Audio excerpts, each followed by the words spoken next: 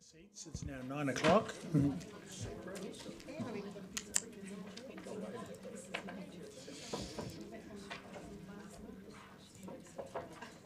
So I'd like to get the meeting underway. Welcome to the Dunedin City Council, Tuesday 12th of March. I'd like to open the meeting by asking the Reverend Craig Hewson to have a prayer with and for us. Thank you.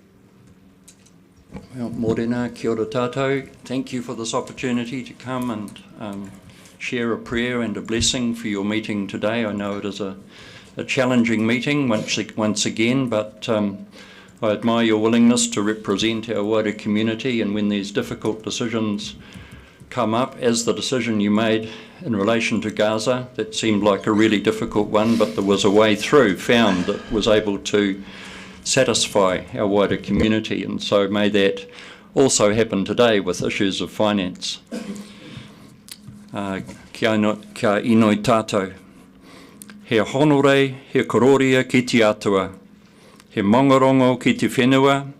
He whakaro pai ki ngā tangata katoa. Hanga e te atua he nākau hau, ki roto, ki tēnā o mātou, whakatongia te wairua tapu, he āwhina, he tohu i a mātou, he ako hoki i ngā mahi mō tēnei rā. Honour and glory to God, peace on earth, goodwill to all people. Lord, develop a new heart inside all of us. Instill in us your sacred spirit. Help us, guide us this day in the work we shall do together. We continue to have the pressure of high inflation rates, increased interest costs, both rate increases combined with increasing debt levels and the impact of asset revaluation on our depreciation costs. Interest is estimated to be up 6.1 million and depreciation by 5.2 million. Many of the cost increases we are experiencing are outside of the control of Council, such as increased energy costs to run our pools and other facilities, insurance costs, and new costs such as compliance monitoring to meet water quality standards. In the context of these stark realities, we ask today for your guidance, O God, and wisdom as we approach a very challenging agenda today. But in approaching this agenda, we are grateful for your presence with us. You have searched us, O Lord, and you know us. You know when we sit and when we rise. You perceive our thoughts from afar. You discern our going out and our lying down. You are familiar with all our ways. Where can we go from your Spirit? Where can we flee from your presence? If we go up to the heavens, you are there. If we make our bed in the depths, you are there. If we come to council meetings, you are here. If we rise on the wings of the dawn, if we settle on the far side of the sea, even there your hand will and can guide us. Your right hand will hold us fast. And so, God of love, we pray that you will bless and guide Council today and tomorrow as they make very difficult financial decisions. May they make these decisions fully aware of the impact these decisions will have on our wider community. Bless them and give them wisdom. Enable them to dare to be wise today and always. These things we sincerely pray. Amen. Kia ora. Kia ora. Thank you, Mr. Houston. And kia ora tātou and ni hao. I would like to open by acknowledging the contribution to Dunedin made by Dr. James Ning, who has passed away last week at the age of 87, which did come as a shock to me because he had travelled with us in the Dragon Parade from the Octagon to the Chinese Garden at Chinese New Year, albeit in a wheelchair, but he was in good heart and good spirits, and I spoke to him, several times over that evening. And he was a doctor and an historian, and whom I met for the first time only a year prior at the previous Chinese New Year. He came to New Zealand in 1941 at the age of 5, but in 1959 he began gathering documents, diaries, photos and all manner of information relating to the early Chinese settlers, especially those in the Otago goldfields. And his work is known as the Ning New Zealand Chinese Heritage Collection and is now inscribed on the UNESCO Memory of the World Register, which is quite significant for Dunedin. And his work has been pivotal in our relationship with Shanghai. He was an enthusiastic proponent of that connection, and he went to Shanghai in 1993 with the mayor, the chief executive, and a delegation from our Chamber of Commerce. And purposeful, focused discussions were held, and the next year our sister city relationship agreement was signed. And Dunedin has benefited significantly from that relationship. And Shanghai holds us in very dear to them in terms of their sister city relationships around the world, and they have over 90 of them. But our one is a very significant in that grouping of sister cities, many of whom are much, much larger than us. So we've had, cultural, social, but also economic benefit from that relationship. The most recent being we had a delegation had a trip there at the end of last year, and significant advances were made of economic benefit to Dunedin during the course of that trip. And James Ning is in no small way responsible for that relationship. So I thank and acknowledge his passing. Thank him for that.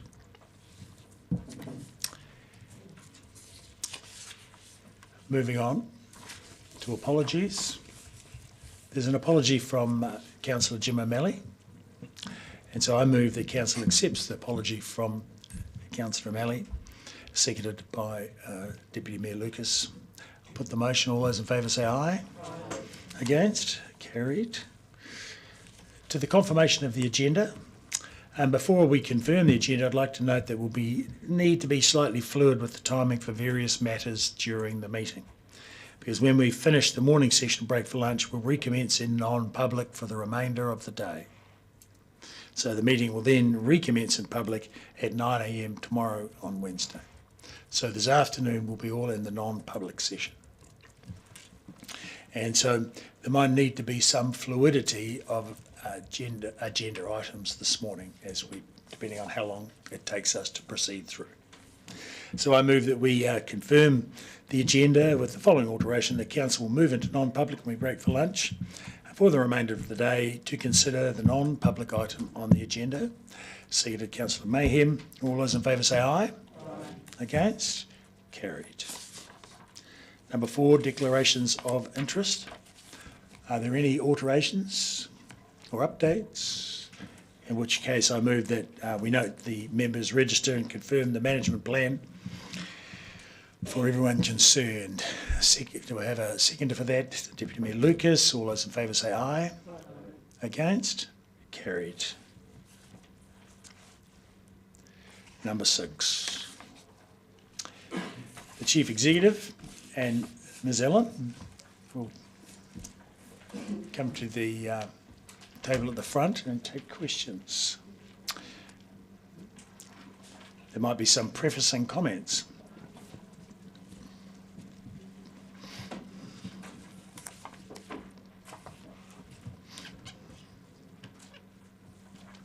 Do you have any opening comments, Chief? Sharon's going to join us as well. Right. Yeah, just because she understands it at a level of detail if councillors have questions. So, good morning, Mr Mayor and councillors. You have in front of you a series of, my overarching report and then a series of supporting budgets. You'll see from the, as you all know, we've shifted from a 10-year plan to an annual plan and a 9-year plan. And so we are doing an enhanced annual plan, which is essentially a comparison with year 4 of the existing long-term plan. At a high level, we have done our best to control the costs we can control, and as our prayer giver noted there are some things in here that have been difficult to control. Some of our fixed costs have, like everyone's, are going up. But we do have increased costs around the new curbside collection service, interest and various other costs. We have made savings in operational costs where we can, including the reduction of 51 positions in the staffing budgets. But it is still a substantial rates rise that you are considering. We are happy to take all and any questions that you have, councillors. I have the CFO and Ms Bodecker here to assist with that. Councillor Venovas. I note the proposed 17.5% rates increase on page 19. What would that rate increase have been if not subsidised by increasing debt?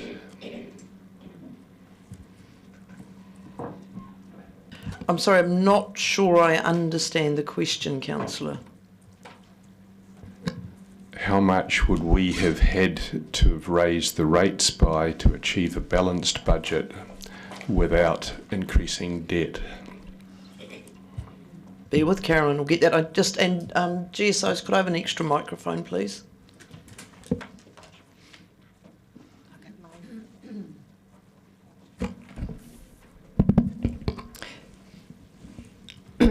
Just that I understand the question correctly. So even without a deficit, we would still be raising debt, but is it just the portion that is due to the deficit? No. I'm talking about all the increase in debt, not the existing debt, but all the increasing debt. If we were not to raise any of that increased debt, how much would the rates have to be to achieve a balanced budget? So the draft budgets have us raising debt of 118 million. So I think your question is, if we don't raise any debt, yep, so we would be increasing our rates revenue by 117 million. I'll just work out what that would be. But that, if I might, while Carolyn's working that out, some of that debt is for the capital program. So are you asking if we didn't raise any debt and funded capex from rates? Is that what you're saying? Yes.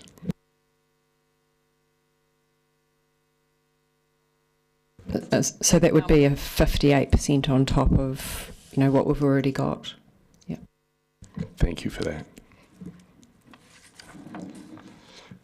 My next question relates to the capital expenditure on page 20.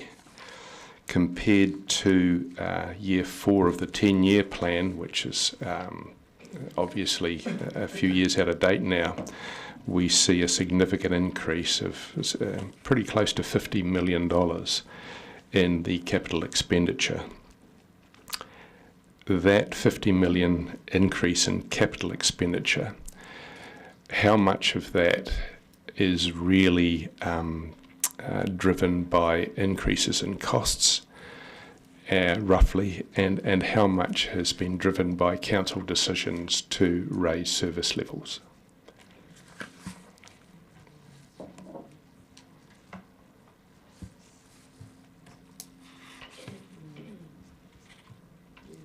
The South Dunedin Library at $17.5 million is part of that, as technically a level of service increase, so a decision of council following feedback from your community over many years.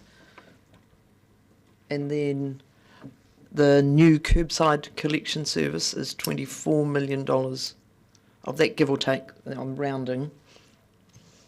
And that is, again, a new level of service, also widely consulted on with the community as part of the 10-year plan. I understand that the curbside is something that has, since 4 years ago. I had thought, however, that we did have a budget for the South Dunedin Library in the 10-year plan. So why is that now? Oh, sorry. Sorry, the timing is different, and the cost for anything that our folk call vertical infrastructure has gone up since 4 years ago.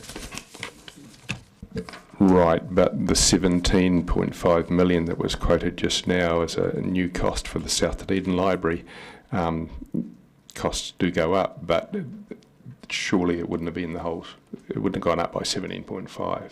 It's timing as well, so we're delivering the library sooner than we would have been, so that money wasn't sitting in year 4 of the LTP.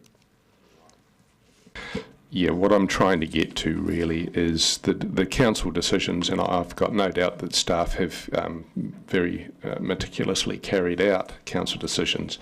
I'm trying to identify the council decisions that have really hit a $50 million increase in capital expenditure over the 10-year plan. We forgot damn near half of it in the new curbside collection service. Does that also, curbside collection service also include some of the increased costs in Smooth Hill, or has that been separated? No, Smooth Hill doesn't hit the budget in year 4. Thank you for that. Okay, so is there anything else significant that contributed to the $50 million increase over the 10-year plan? There's a $32 million, and again rounding, increase in the spend in Three Waters. I thought that might be it. Thank you very much. And transportation?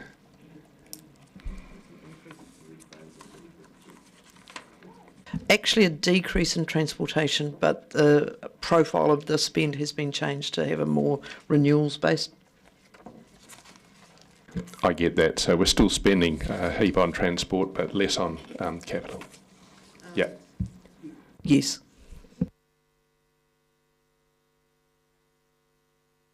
Sorry, just to be clear, we are spending less overall on transport, was that right? Yes, 7.6 million, give or take. Yes, thank you. Councillor Wiley. Thank you, Mr Mayor. CEO Graham, just want to follow up on a question that Councillor Vandervist asked, and it relates to the increase of debt of 117.5 million on the 2023-24 annual plan. If we didn't do that work, what would be the impact on the city and the residents?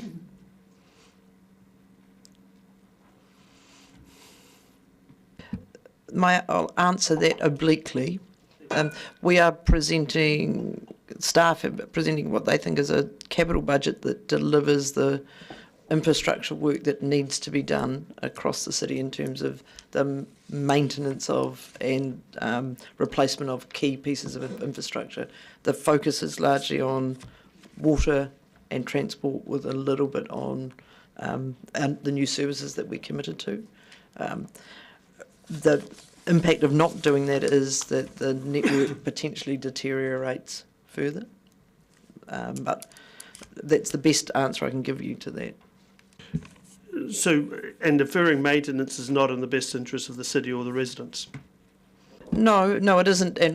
But we are taking a really considered view of how we're doing the maintenance. For example, looking at rehabilitation of the Three Waters assets where we can, as opposed to replacement, which extends the life but is a more cost-effective way of doing it. So we are looking at different ways of delivering, because we're really aware of the rising costs. And the other question I've got is, in your report you really talk about how you've challenged staff and you've really taken a red pen to try and sharpen everything you could, and the meetings that councillors have had through the last 6-7 months, and also previous meetings have indicated that. Is there anything further to that you sort of say, look, you know what, everything that you and the staff have done has tried to reduce the impact on the city as much as possible? We are all really, as staff, very conscious of the impact that the rates rise has on our residents. And so we have gone through the budgets in a great degree of detail, and we are still doing that work. The challenge will be the work required for the 9-year plan means that this has to be ongoing, and we will be continuing to really actively look at all of our costs in an effort to bring really even tighter budgets for the 9-year plan.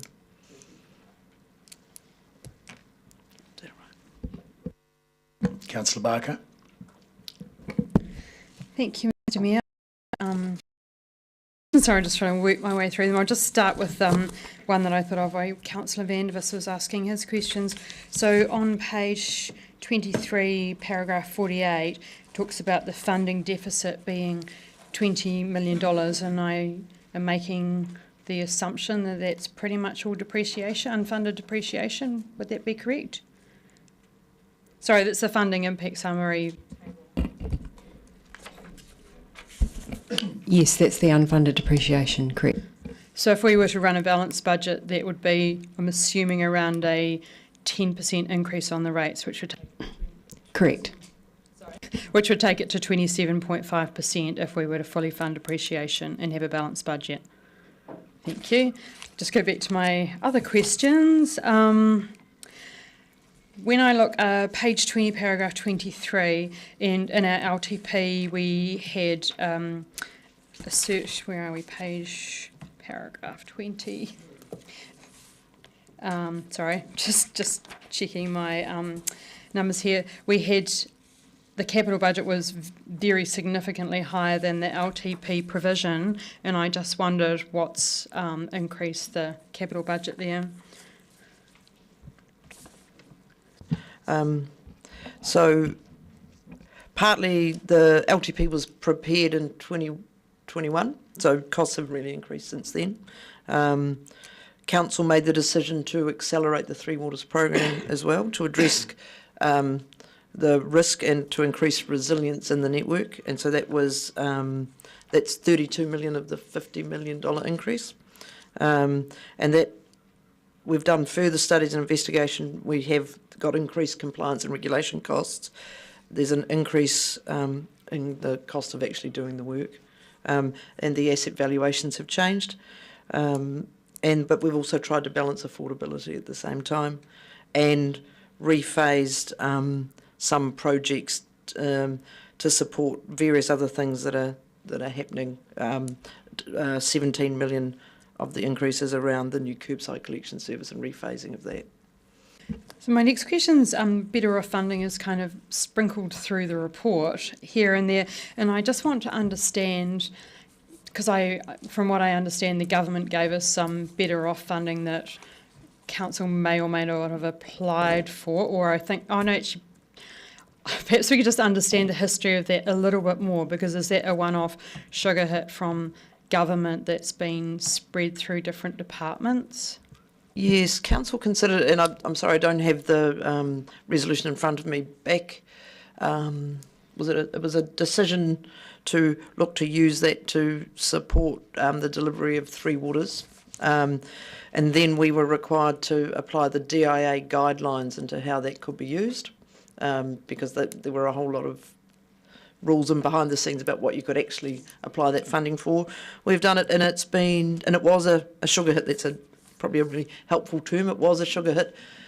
How we initially managed it probably wasn't as good as it could have been in terms of where it showed in the budgets. So it's now showing in the investment account, yes, in the corporate budget. We have spent some time in the last 6 months trying to pull it all out of the respective budgets, the activity budgets, put it into a single consolidated place, and then account for it as an internal charge. So you'll see that in the corporate budget now. And that kind of, we just have it for this year and next year. Does it continue on, or is it just? It's fixed funding, and various of the roles are affected variously, but I think a good amount of it finishes this year and then goes for next year. Yeah. So by the 9-year plan, we won't be seeing any of that money in the 9-year plan budgets.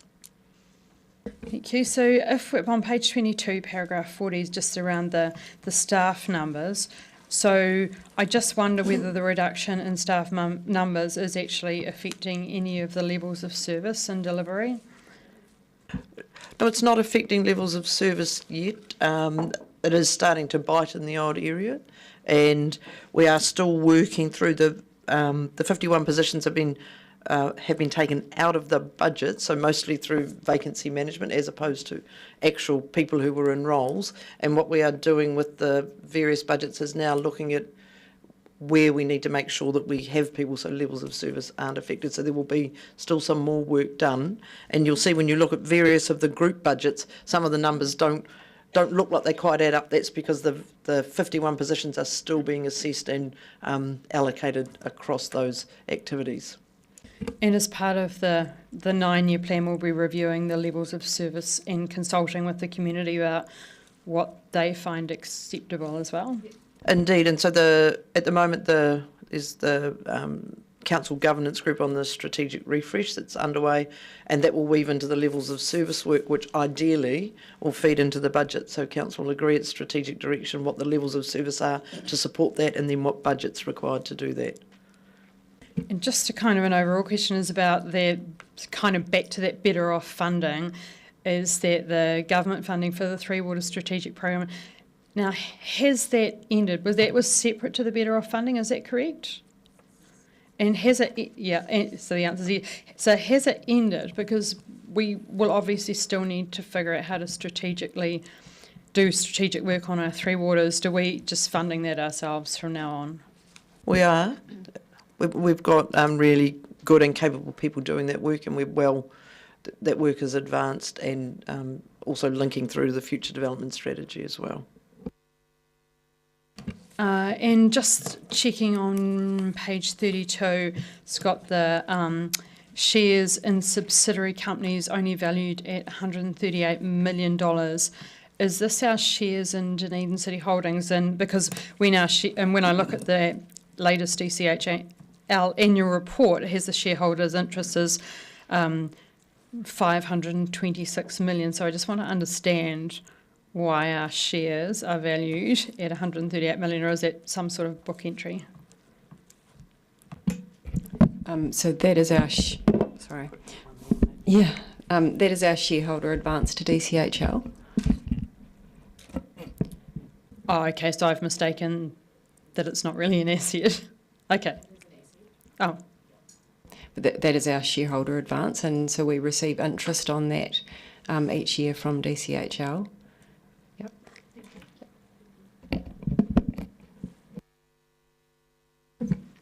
You done? Councillor Gary. Thank you, Mr. Mayor. I have a follow-up question to one asked earlier, and it's around page 22, item 40, around staffing. And I just want to, at this stage, acknowledge the discipline that staff have shown in terms of the work done to get us to this point with the budgets. And in that item 40, it talks about looking after existing staff. The CEO, Ms. Graham, could you speak to increased workloads and the looking after staff and all of this, because we all know that recruiting new staff costs money. We want to retain our current staff. Do you have any comments to make? My very clear message to staff has always been that our focus is on the people that we have employed and not people who want to come and work for us. And so that's been the mantra that we talk to staff about all the time. At the same time, we know that workloads are challenging. So what we are doing as an executive is making sure that people are focused on delivering the right things, and we are getting better internally at not adding work to people's workloads. But it's a constant piece of work that we are doing, because we can't keep adding stuff onto the workload of staff. And so that's why sometimes there's a little bit of pushback when we get requests for additional work. But so that's what we're doing with staff. The wellbeing of our staff is front and centre. In advance of this meeting, I sent a note to staff and had really interesting and positive feedback from them about that approach. And further to that, I mean, we acknowledge that staff are ratepayers too. What are we mindful of, or can you comment on the ability of the organisation to deliver on the current commitments with the staffing levels we have, and would you have a comment on that? I'm comfortable that we can deliver on the commitments that we have. My message to staff is that we are still recruiting. We're just being really considered and making sure that we're getting the right people into the right roles to deliver the right things. The work that Council is undertaking on the strategic refresh and the levels of service will really help that as well, and making sure that we align budgets with that. Thank you for that. And my other question is also page 22, item 42. Maybe it's item 43. It was consumables and general costs. There was a comment around the reduction in costs relating to comms and marketing around the new curbside collection service. I was surprised about that, because I would have thought at a time when we're about to launch the service there'd be a continuing cost and that, not a decrease. Would there be a comment about that? Could someone respond?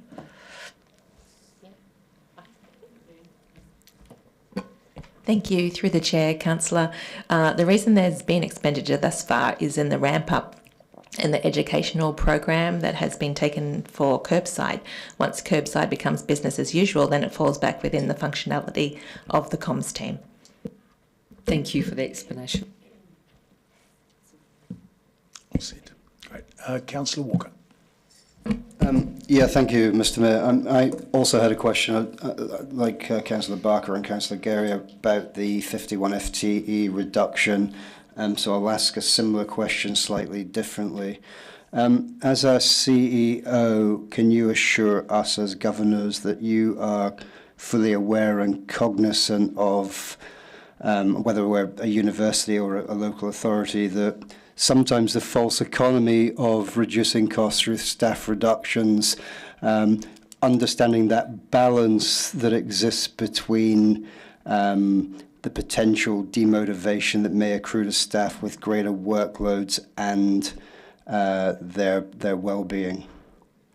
Can you assure that you're aware of understanding that balance that one has to create within that scenario?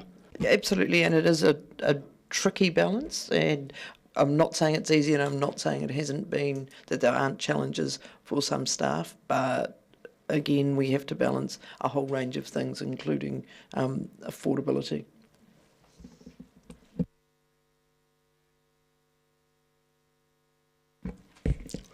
Are there any more questions? I see none. Thank you. That being the case, I will move that Council adopts the draft operating budgets for the 24-25 year for the purpose of community engagement, as shown in Attachment A, and notes that any resolution made during this meeting relating to these annual plan reports may be subject to further discussions and decision by the meeting. Do I have a seconder for that? Councillor Gilbert. In introducing this and speaking to it, I think that we find ourselves as a council in a position of uncertainty, in a time of uncertainty. With the COVID pandemic still lingering in our everyday lives, we're faced with interest rate rises, inflationary adjustments, and cost of living confrontations on a regular basis. And political changes at central government are still producing policy details, and they'll take some time to be fully revealed. So two areas that are the largest categories of DCC spend are still being developed, and are the primary reason why we're here looking at an annual plan budget today instead of one for a 10-year plan. Structural and financing tools to deal with Three Waters expenditure will arrive at the end of this year, and the final government policy statement on land transport won't be with us until July. And those two items could significantly affect council costs over the coming decade and represent the lion's share of expense uncertainty. But on the other side of the ledger, we are developing an investment plan so that council can achieve long-term financial sustainability. Because we cannot keep increasing debt year after year, we need to turn the corner and start paying it down to ensure our future viability. So until the details of our investment plan are determined, we will have uncertainty of ongoing income.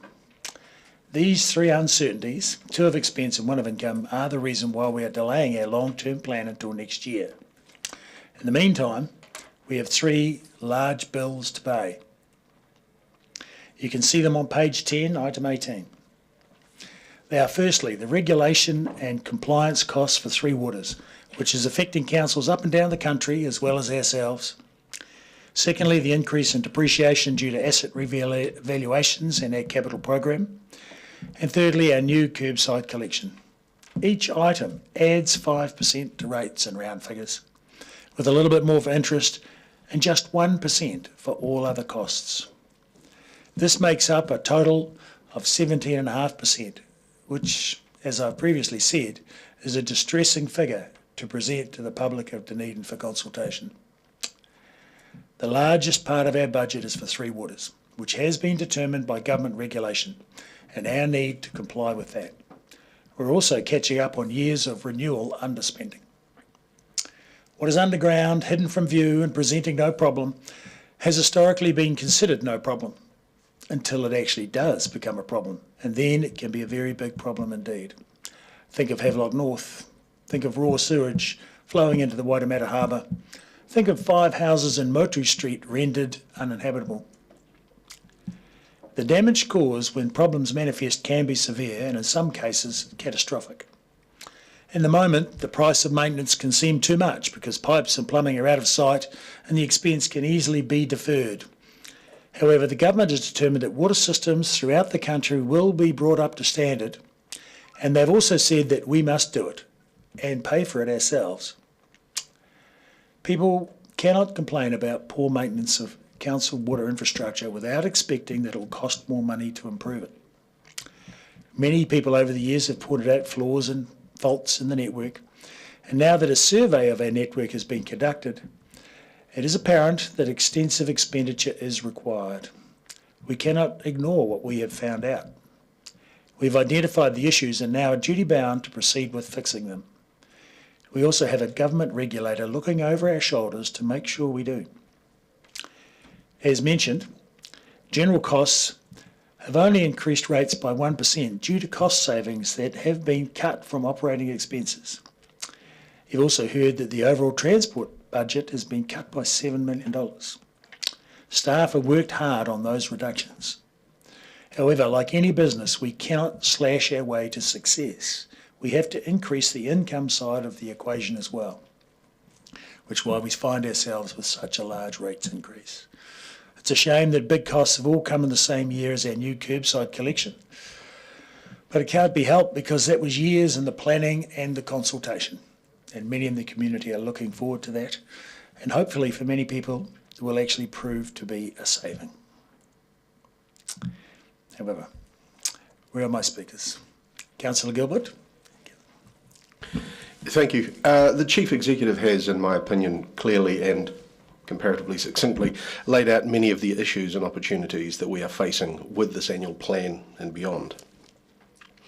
I know that it is the role of every council to inherit the effects of previous councils' decisions, for good or otherwise, and this agenda is a testament to that.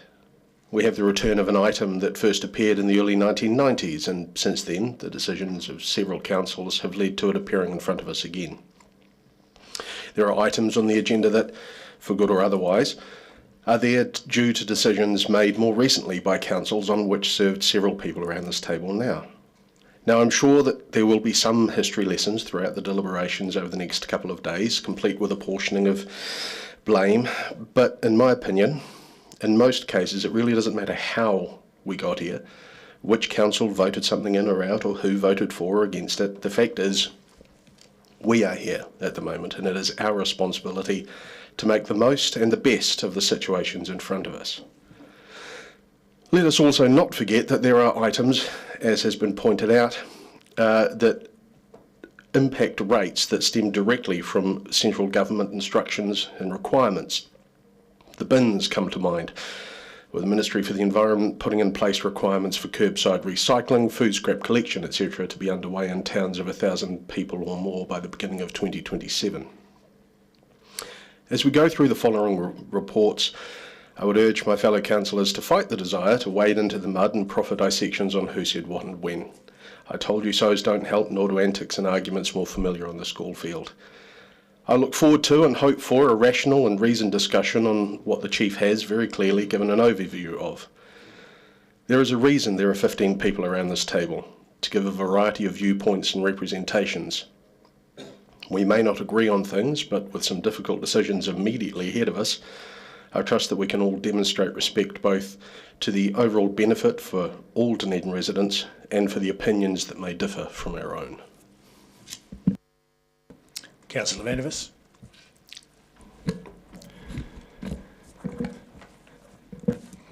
I have a long history of having to, on behalf of the ratepayers I believe I represent, present alternative views to the majority around the table, especially regarding spending. The Mayor has said just now that we cannot slash our way to success. What is very evident to me is that we cannot wantonly spend our way to success. We cannot increase debt by over $100 million every year to success.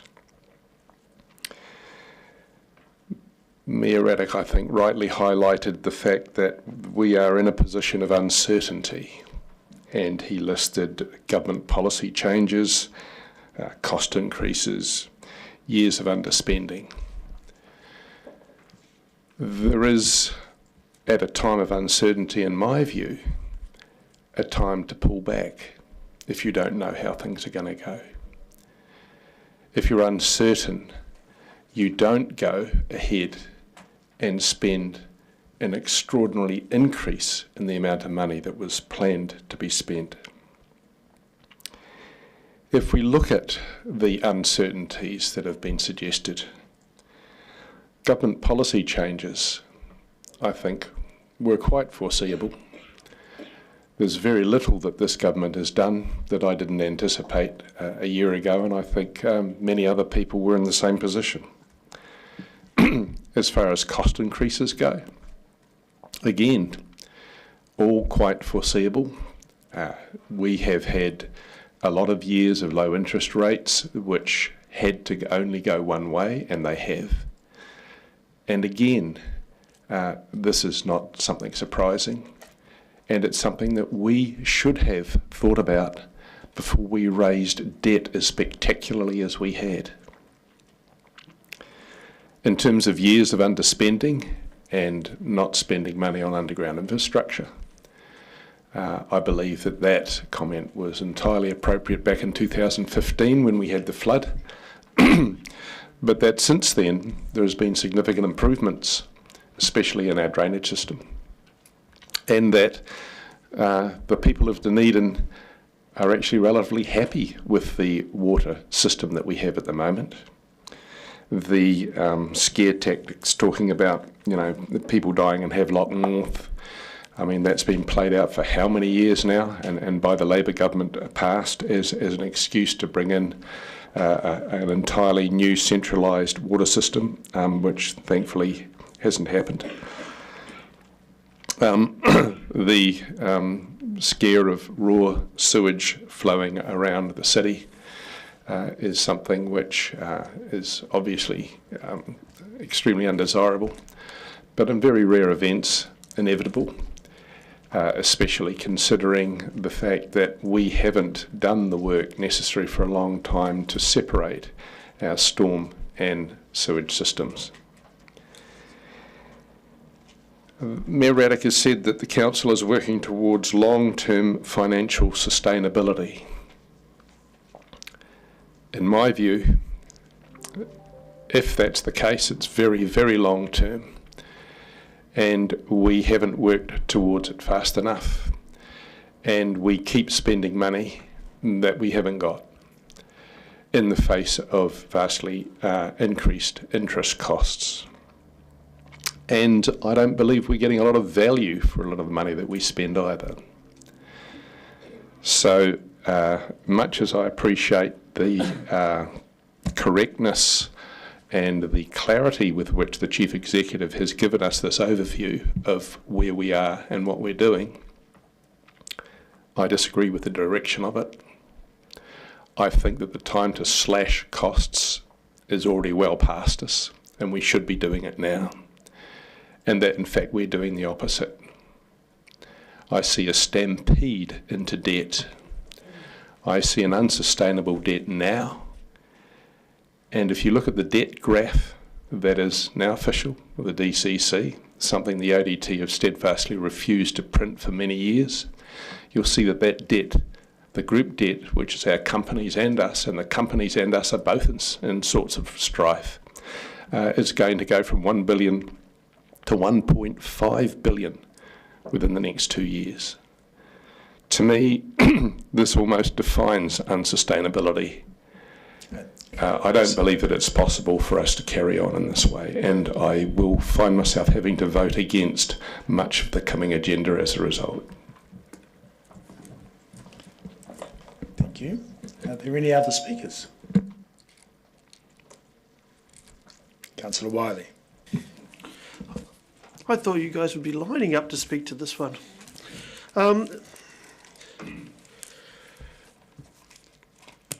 I sort of think about 2014 when I went through this process the first time, the annual plan, and then 2015, the long-term plan. And I think you could probably take 80% or 85% of what Councillor van der Vis just said and essentially copy and paste it back to 2015. And unfortunately, that is the sad fact.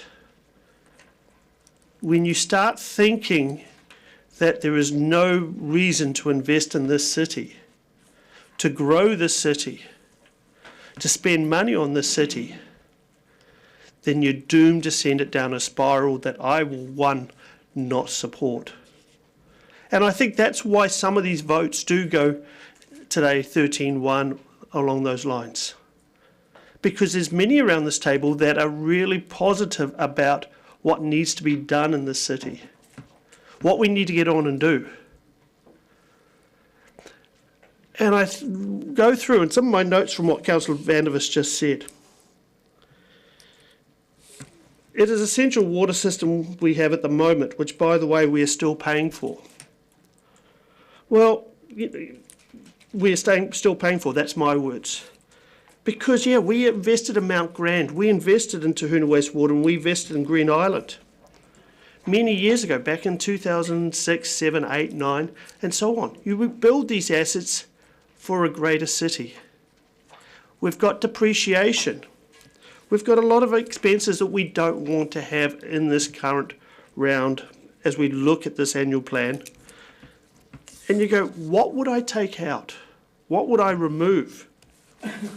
And when we look at the table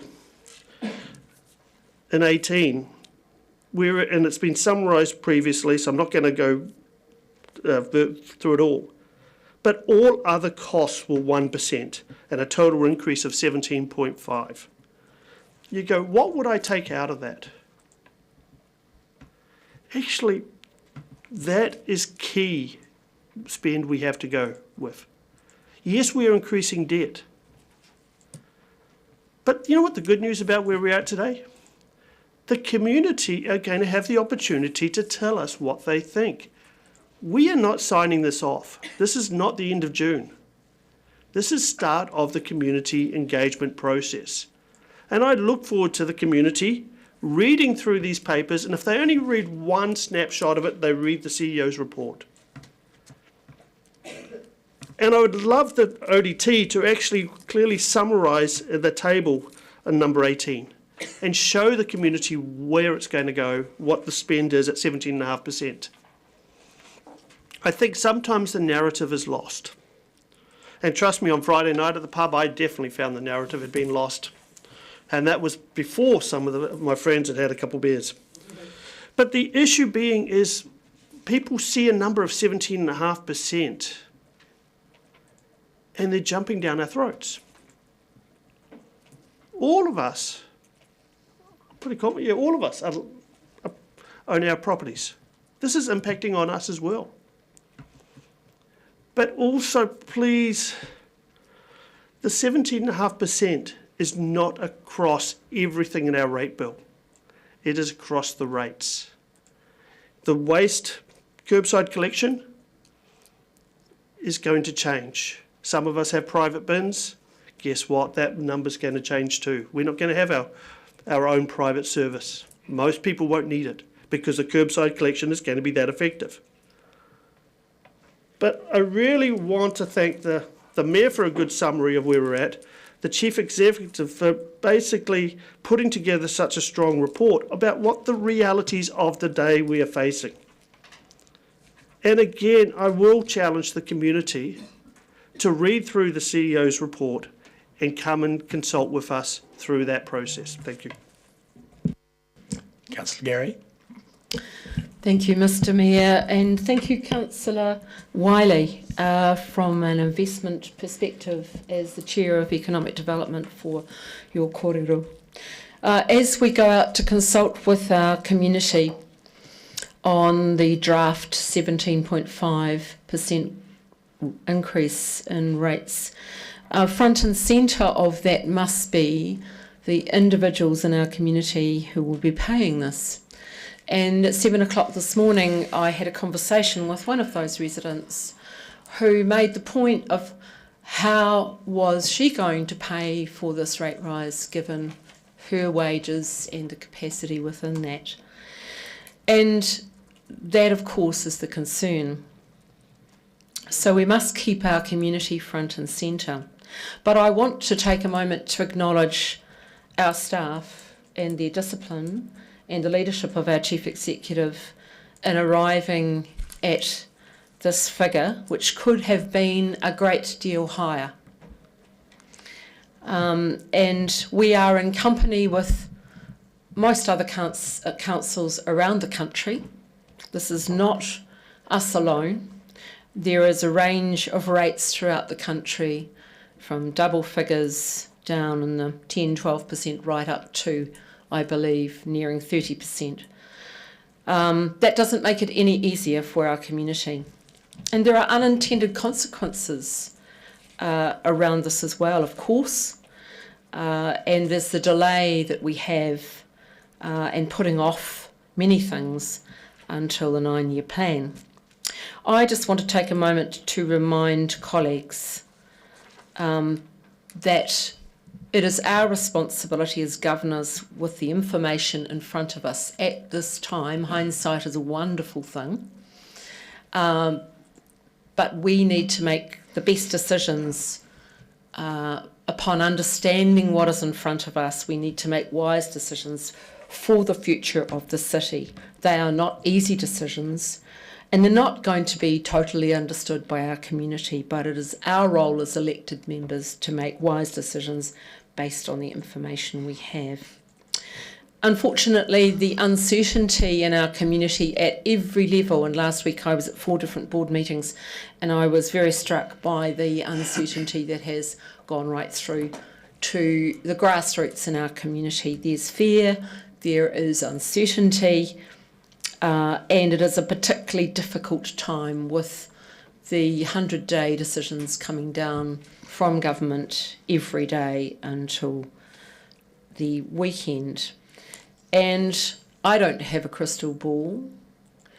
Perhaps some around this table feel they do. But I think that uncertainty has really added to the difficulty our community will have in receiving this information and in the feedback we get about it. So it is time for cool heads, colleagues. It's time for empathy and cool heads as we navigate the feedback that we will get from the community and as we make decisions going forward. And I would encourage all of you to keep those cool heads, and I would thank the Chief for her ongoing leadership as we navigate this area. Thank you. Councillor Mayhem. Thank you, Mr Mayor. We can't avoid the current cost increases or the government's policy changes, foreseeable or not. Our budget has been challenged by rising inflation, interest costs outside of our control, things like compliance, insurance, electricity, and the policies of the new government that are up in the air still. We made a decision of $32 million to spend on infrastructure, and that was when we set the long-term plan in 2021. It wasn't accounting for the asset valuation changes, the compliance and regulation costs. The impact of not doing our spending on water and deferring maintenance, we're looking now at rehabilitation of assets to extend their life and not necessarily replace them with new things wherever possible. I really feel for our ratepayers, but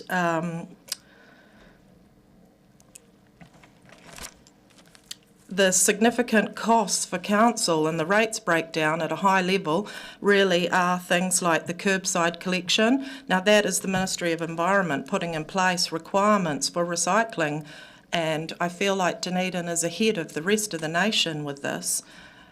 Then with the three waters, 5.4%, there's the chemicals and laboratory testing, part of the regulatory and compliance costs that we didn't account for either. I think that the three main drivers in the increase, curbside collection, three waters and depreciation at 4.9, if we fully funded depreciation, that would be 27.5% increase in the rates for everybody.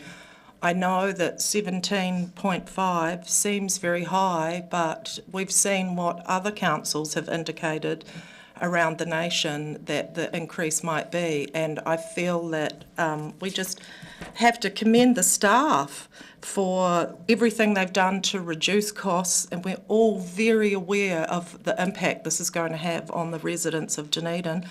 And as indicated by staff, we're still looking at tighter budgets for the 9-year plan, and I just want to thank the staff for everything that they've done to keep this rates increase below 20%. Thank you.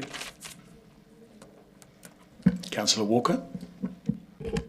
Yeah, thank you, Mr. Mayor, and thank you to the previous speakers, and of course the CEO and staff, CEO for her report. So I'm just working on my calculator here, what my rate rise will be per week, and it's eye-watering actually. 17.5% is an eye-watering number, and I truly do feel sorry for those people in the community who are struggling day to day to pay their bills, and there are many of them actually.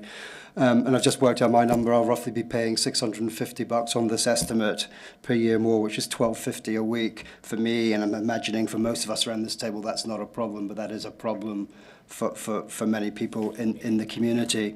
And that rise is in the context of an economy with not too much light at the end of the tunnel, certainly probably for about the next 12 months. If economists are to be believed, and we've had some debates around this table, particularly between myself and Councillor Vanderbus, about the value of economists. Sometimes they're right, sometimes they're wrong. Mostly they're in between, and a lot of the time that they're guessing just based on numbers. But it's going to be a tough year, at least for many. And also, I think years of underspend. And when I first got elected as a councillor, I sort of remembered. I was once in a golf club where they proudly didn't increase the fees at the golf club for about 10 years, and they kept boasting about how cheap their fees were. But of course, in year 12, they had to raise the fees by about 50%, and everybody was up in arms.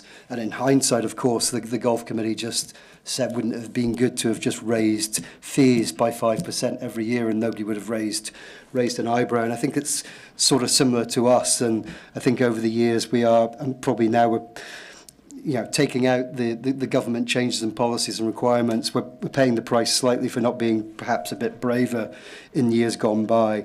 And I think that analogy of maybe doing a bit more in earlier years might have saved us a bit of pain now, but we are where we are. We have high interest rates. We have, sadly, something nobody else has mentioned, but it's going to hit and kill lots of us. We have high rising unemployment, and it's going to get worse because that's basically one of the few tools economists have to control inflation. And unemployment is the biggest killer for families here and across the world. We also have the government policies of previous governments and this government that are going to hit us and force us to do things we might not want to do. We have an overpriced housing market and rental market. In fact, the perfect storm for fiscal uncertainty. That's the gloomy part. All that said, and I've always said around this table, we are always, as a council, caught between a bit of a rock and a hard place when it comes to defending ourselves against rate rises, juxtaposed with a public who are forever calling for us to repair pavements, build playgrounds, roading systems, operate world-class stadiums, museums, art galleries, and of course remove our wastewater every day and provide first world drinking water that doesn't make us kill us. And that's a tremendously thankless conundrum for our CEO and staff to try and balance, and I for one don't envy them actually. I think that's a really, really tough job.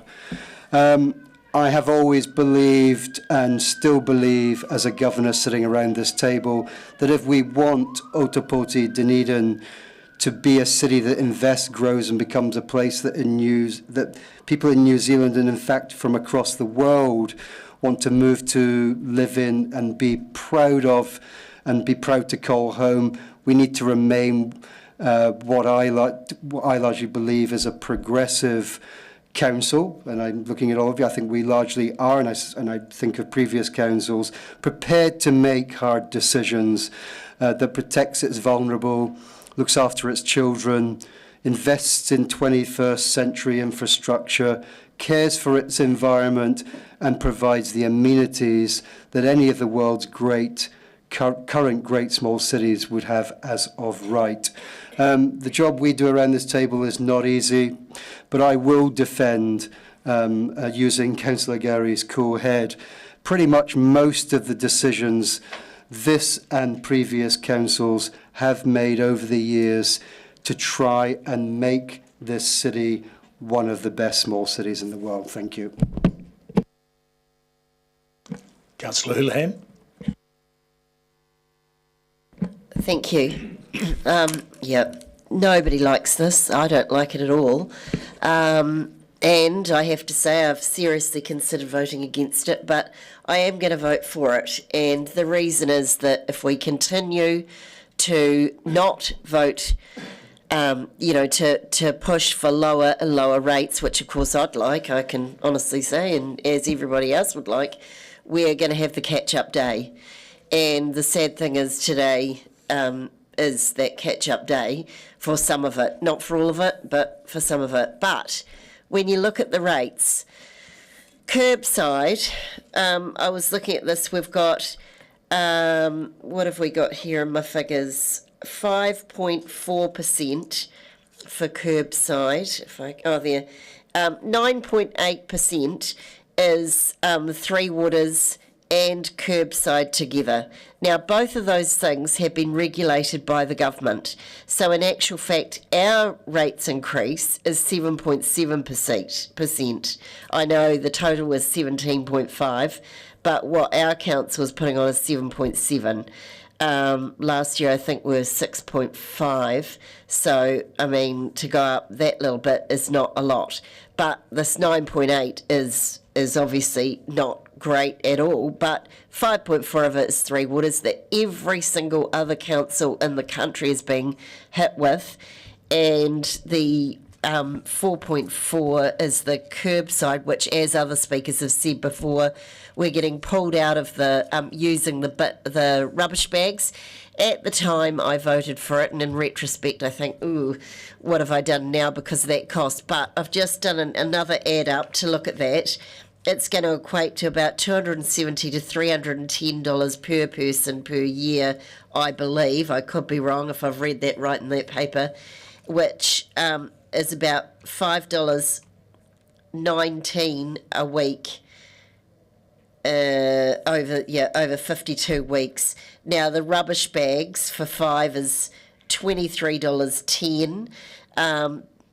So, cost-wise, it's a similar cost, but a lot of people, as Councillor Wiley said earlier, use the bins. Now, I don't actually use one of those separate bins. We've been buying the bags, and much to Councillor Walker's horror, some weeks we have 2 bags because we've got a family with kids and dogs and husbands and everything, and that creates rubbish.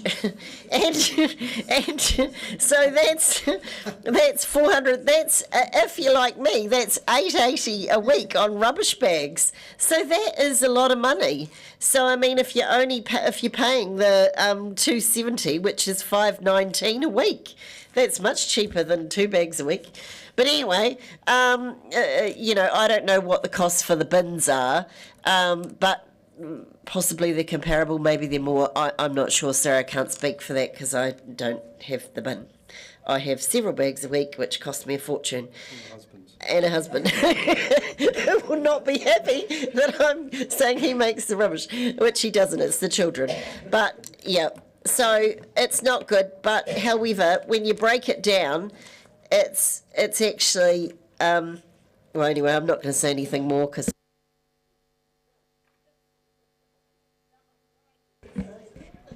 And on that note, we'll switch to Councillor Barker. Thank you, Mr Mayor. It's absolutely gutting to have to look at a rates increase of 17.5% in a cost of living crisis. And as we rate people, they have no choice in what they pay in their rates. We rate, they have to pay it.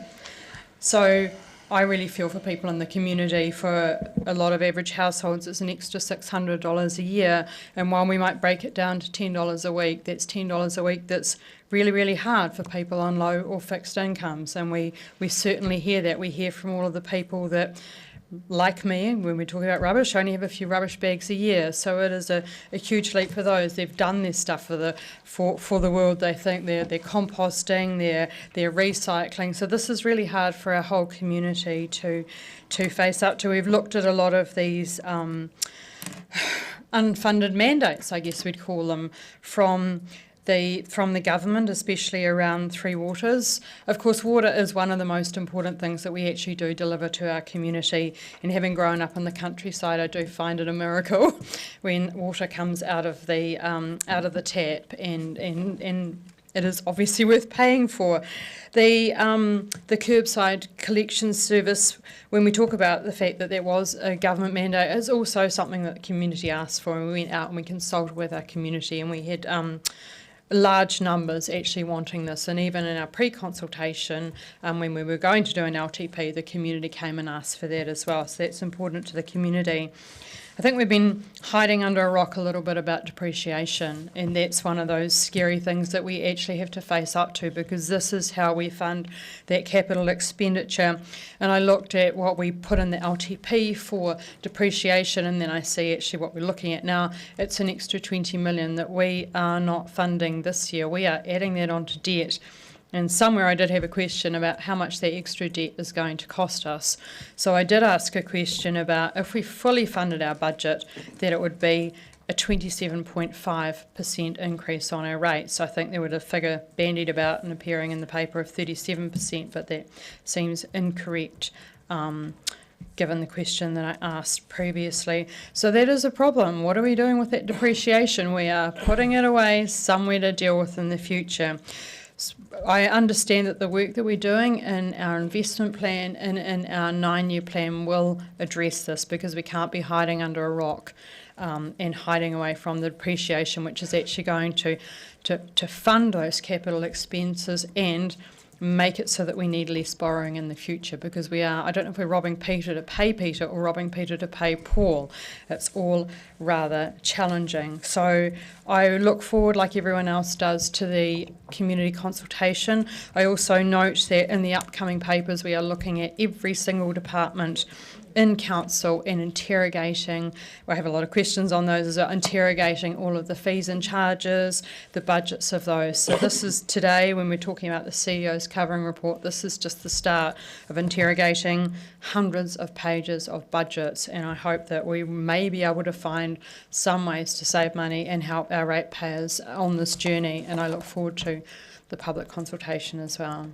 I will be supporting this motion because I don't think there is any other way to go. Councillor Eklund.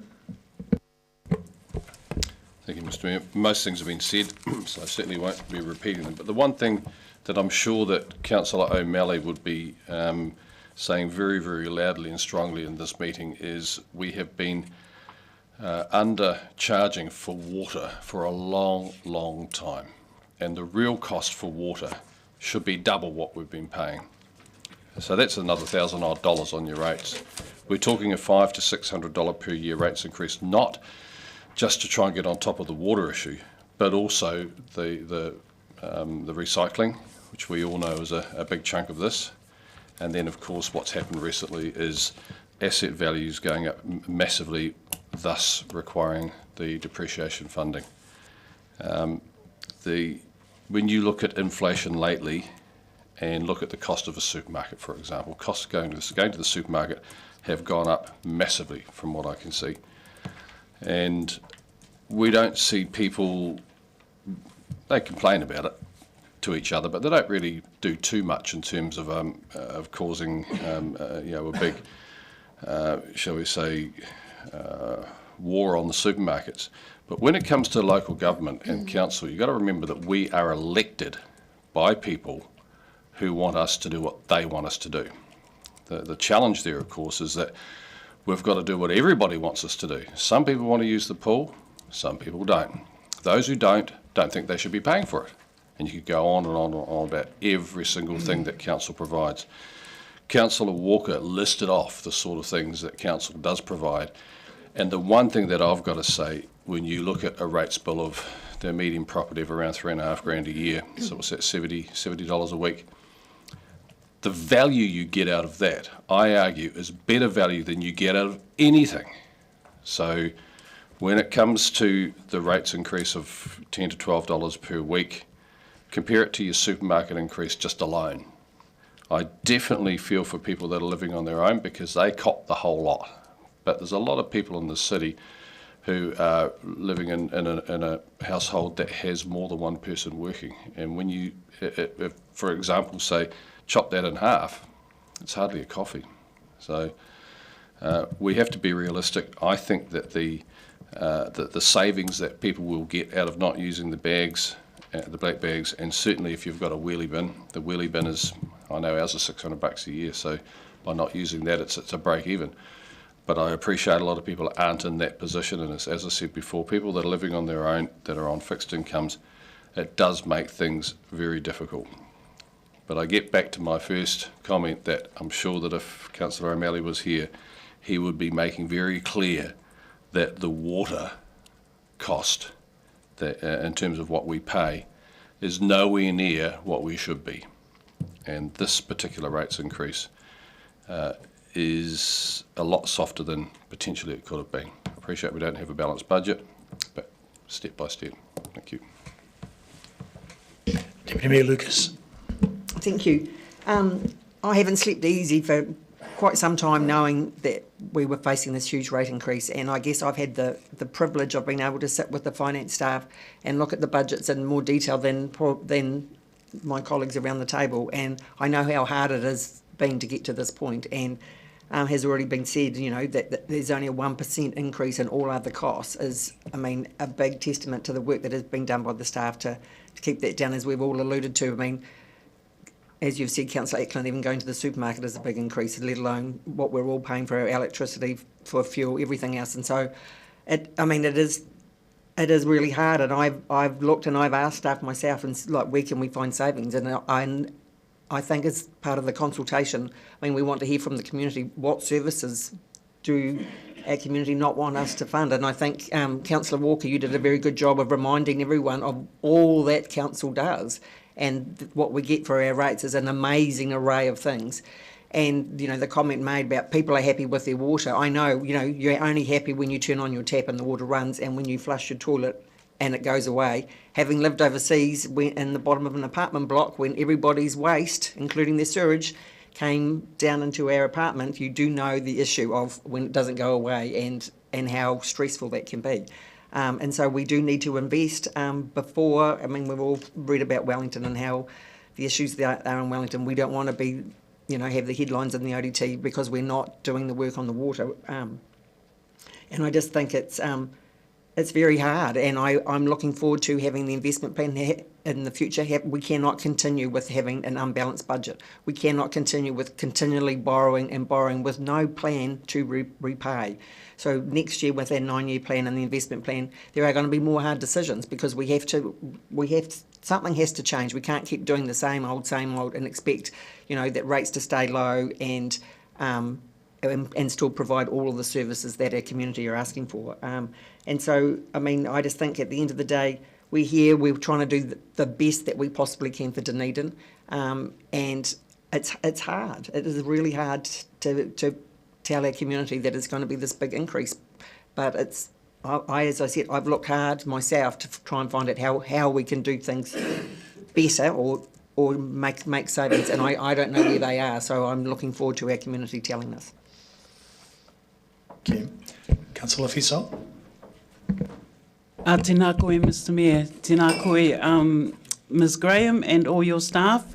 Just acknowledge, as others have, all the hard work. Late nights, even working up till past close of business time to ensure that we got the agenda on time. So, kia ora koutou. And tēnā koutou to previous speakers. I find myself agreeing with everything that's been said, even to some respects Councillor Vandervis, because in terms of his uncertainty, I agree that this is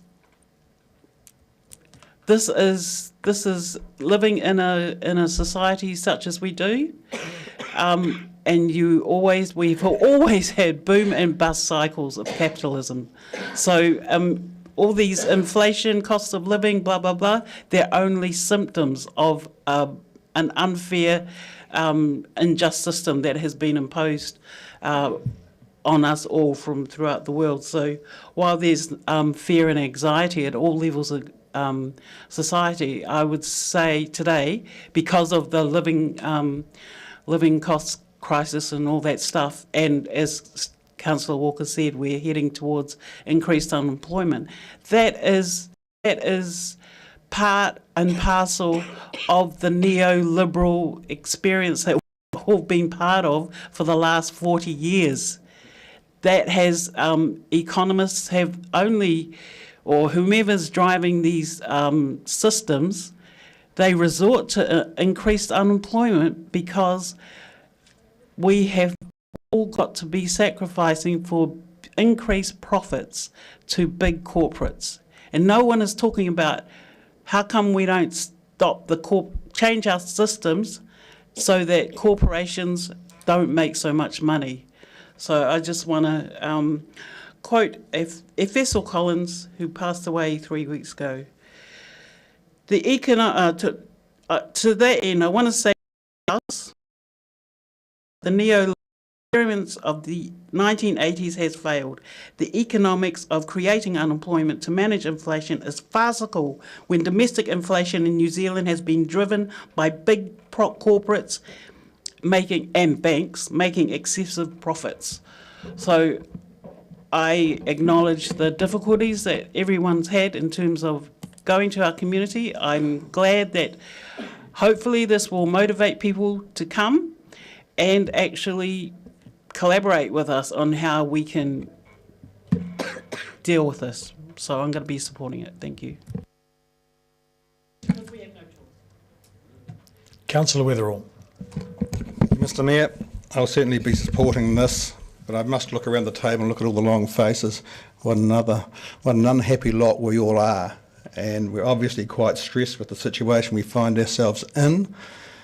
It is far from good, and yet we cannot continue to fudge rate rises by increasing debt. And if we've learned anything from the discussions and what we've said today, I really believe that we need to address the situation of our debt going forward. And I sincerely hope that's the intention of the majority of us around this table, that we can no longer go on in this vein. When you look at rate rises, I think it comes down to us as being honest.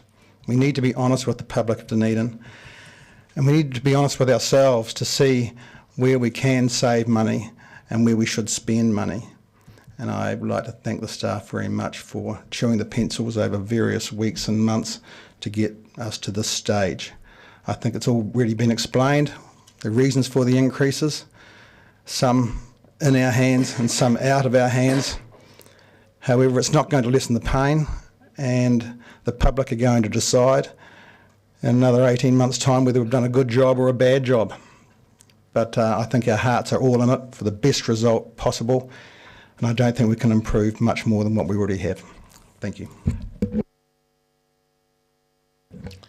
Thank you. I have a few comments to make. Starting firstly with what Councillor Vandervis said, when uncertain, do not go ahead. And that is the case for our long-term plan. We have, as I said, 3 uncertainties about the long-term plan, so we have not gone ahead with the long-term plan at this stage. We will do that for next year. But in the meantime, we do have to have an annual plan. And one thing we are certain about is the state of the water system, because we have comprehensively surveyed it. And we are under regulatory and compliance dictums to get that water fixed. So we need to get on with that. It is, many people have agreed that we've had years of underinvestment in the water.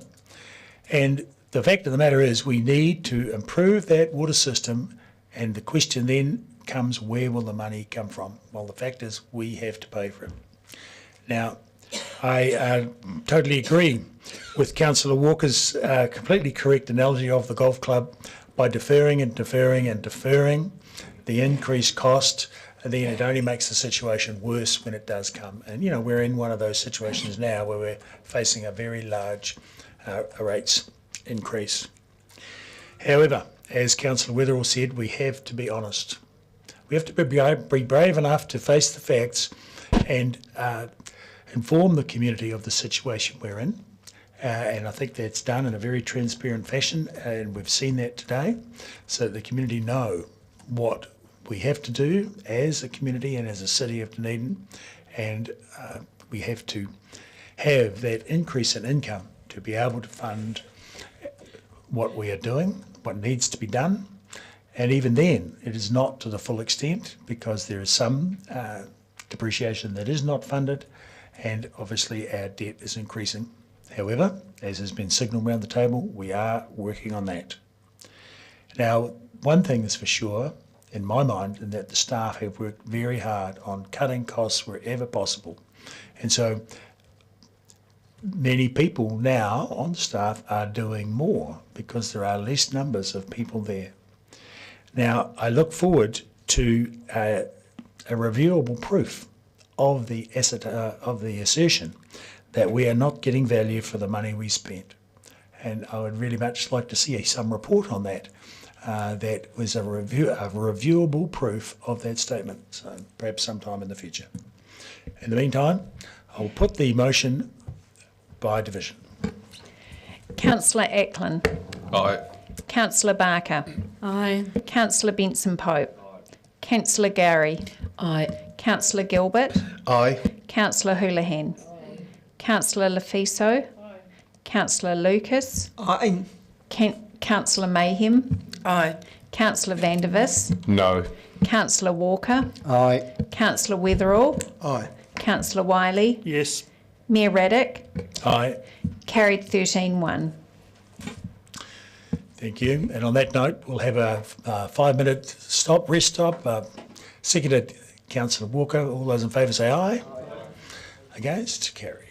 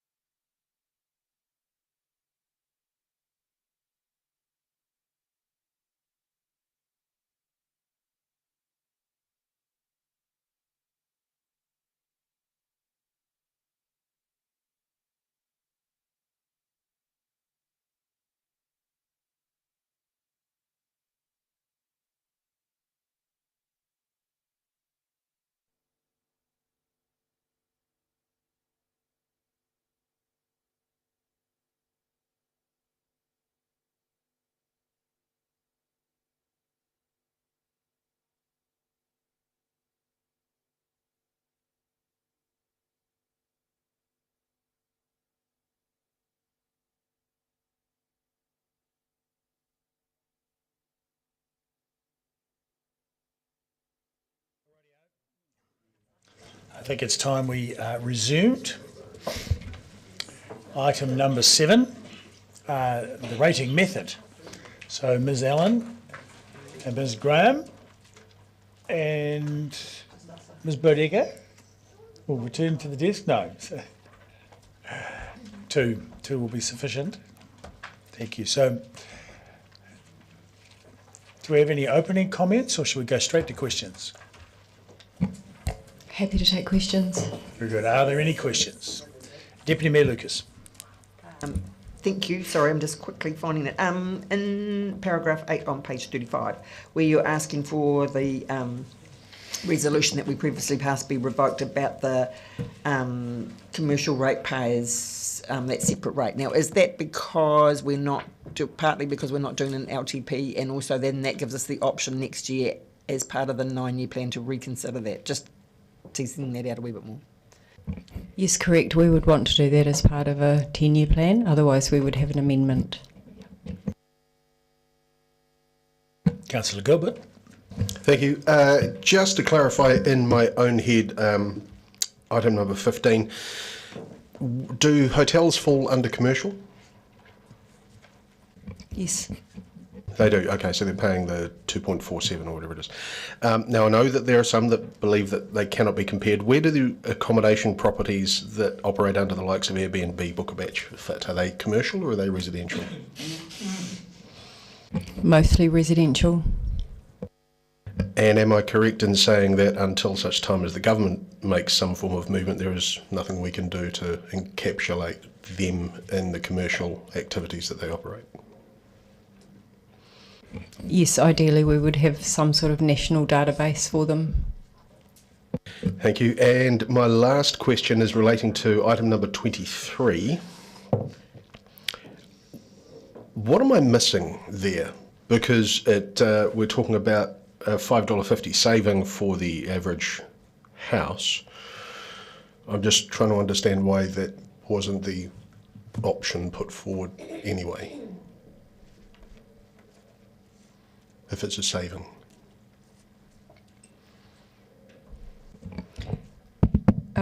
So it isn't a saving for council, it is a choice in terms of how we rate. Then, oh, sorry, I cut you off there. yes, so it's a redistribution, and so the option put forward is what council would have normally done, which is to increase that rate by the local government cost index. And so we've given you the second option in case you wanted to consider it. So for the average ratepayer, would item 23 end up in a saving or status quo?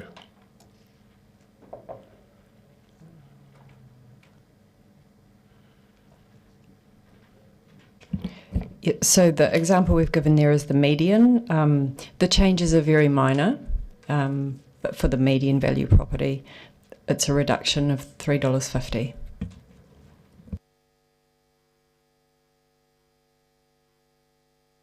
Done. Great. Thank you. Councillor Barker.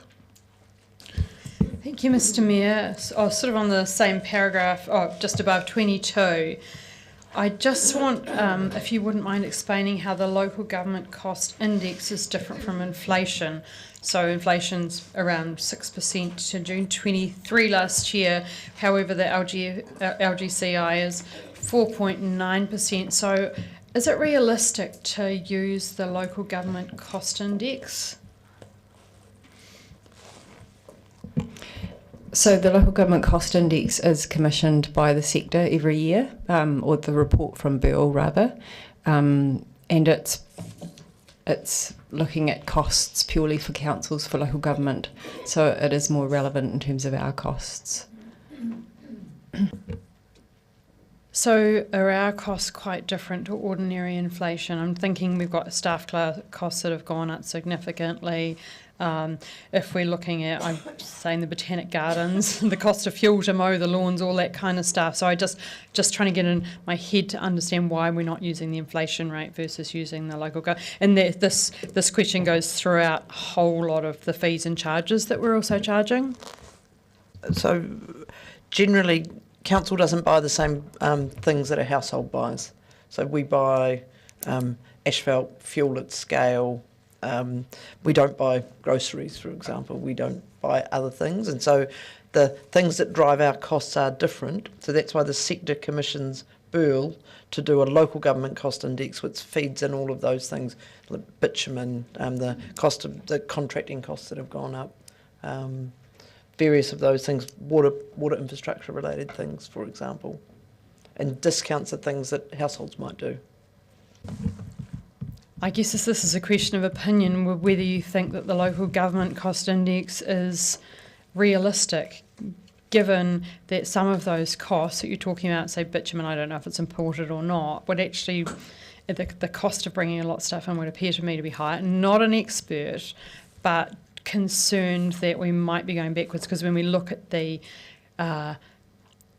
rates increases for many councils, like way above 4.9%. So I think as part of the 9-year plan discussion and all of the underlying assumptions and how we build our budgets need to be looked at. But at the moment, the sector approaches to Commission Burl, and we have used that. And so unless we change the underlying forecasting assumptions as part of the 9-year plan, we have to make an assumption. And I suspect there, and I haven't done the analysis, and I'm not sure that Carolyn has, there'll be swings and roundabouts when I think where the local government cost index will be a lot higher than inflation and vice versa. Councillor Eklund. Thank you. Page 37, paragraph 25, so it's the overall impact of the rates changes. So we're talking overall a 17.5% rates increase, but what it's showing here is that residential, which is what most people focus on, not everybody, but most people focus on residential, is actually 19.4. Can you please tell me how come that is where it's at and the other property categories, lifestyle, commercial, farmland, are all less?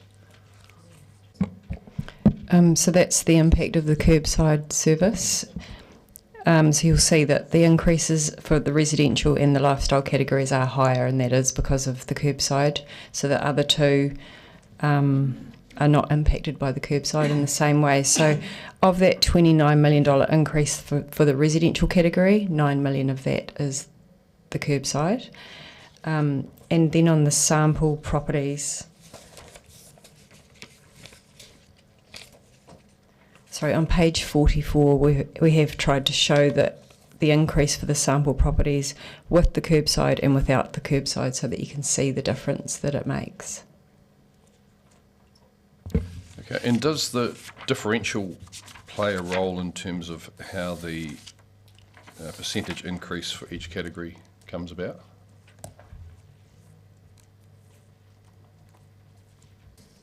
We haven't changed the differential, so it has stayed the same. It does impact on how the general rate's distributed, but not how the impact of the increase is distributed.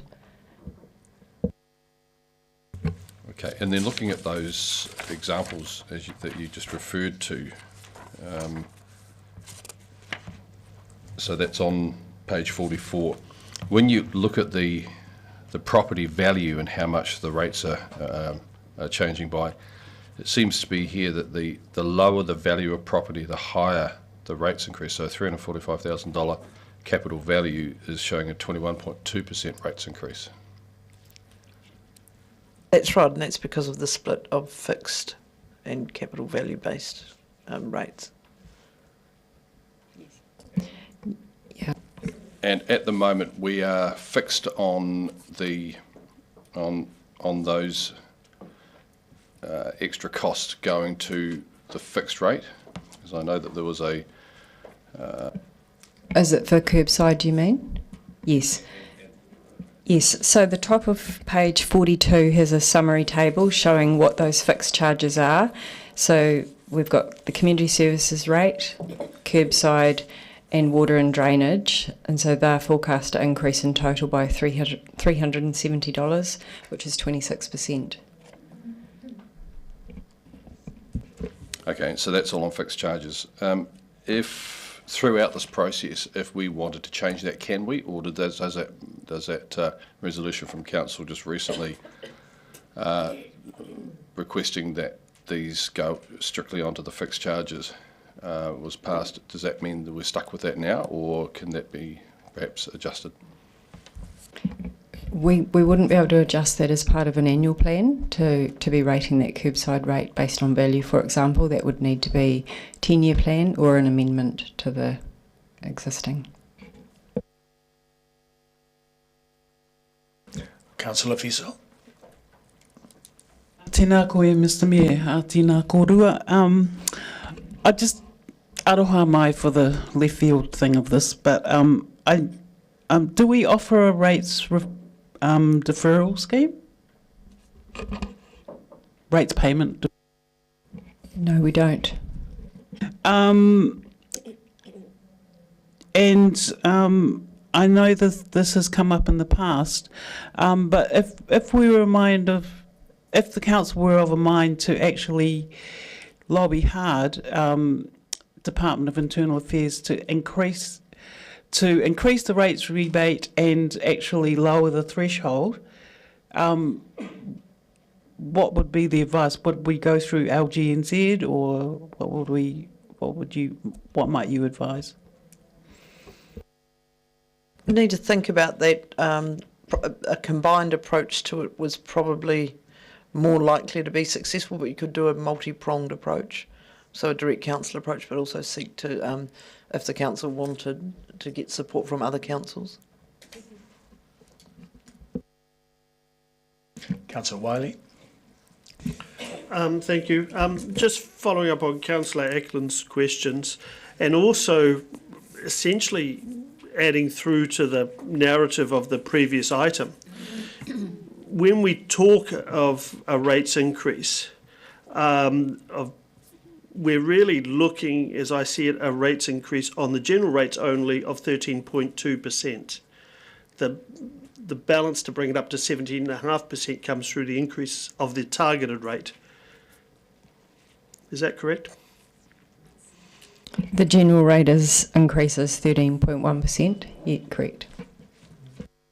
And the general rate is, as paragraph 13 says, is 56%, and the targeted rate is 44%. So that's to me, quite a powerful narrative that needs to be explained to the community when they're talking rates rises. Correct? Correct. And so I then take it where Councillor Ackland asked the question that actually lower residential rated property actually do show a greater impact because of the increase of the targeted rate on their current bill versus somebody who owns a $500,000 property has a higher targeted rate percentage versus somebody who has a $1 million property. Correct? That's correct, and that's because council determined that regardless of the value of the property, you are still getting the curbside service. And so it was about essentially charging for the service. And so when we look at, and again I'm looking at page 43, when we look at the curbside collection, that has a 185% increase in a targeted rate. So that is really, when we take a snapshot of what's taking place in our rates, having such a strong effect, and that's a one-off hit. Yes, it's a one-off hit. It's 4.4% across the board. I'd have to check if it's the single biggest hit. Water might be right up there, but it's one of two key drivers. Yes, and in terms of the fixed charges, it is the largest. Yeah. But as a percentage, it's dramatically the largest. For the fixed charge, it is. For the overall rate increase, though, it isn't. Yeah. Councillor Mensah-Pope. Following the same sort of conversation, the examples raised illustrate the regressive nature of fixed charges. That's correct? Correct. nonetheless, the position we've got to is that we are well within the margin that is set by government for a maximum of fixed charges. Correct. And am I correct in wishing to voice a caution about the use of percentage figures? For example, in paragraph 25, the 19.4% is the whole of the residential sector. Is that correct? Correct. And therefore can't be applied to any individual property, nor should anyone expect that that's the rate increase that they're likely to see, because there will be variation based on valuation. Correct.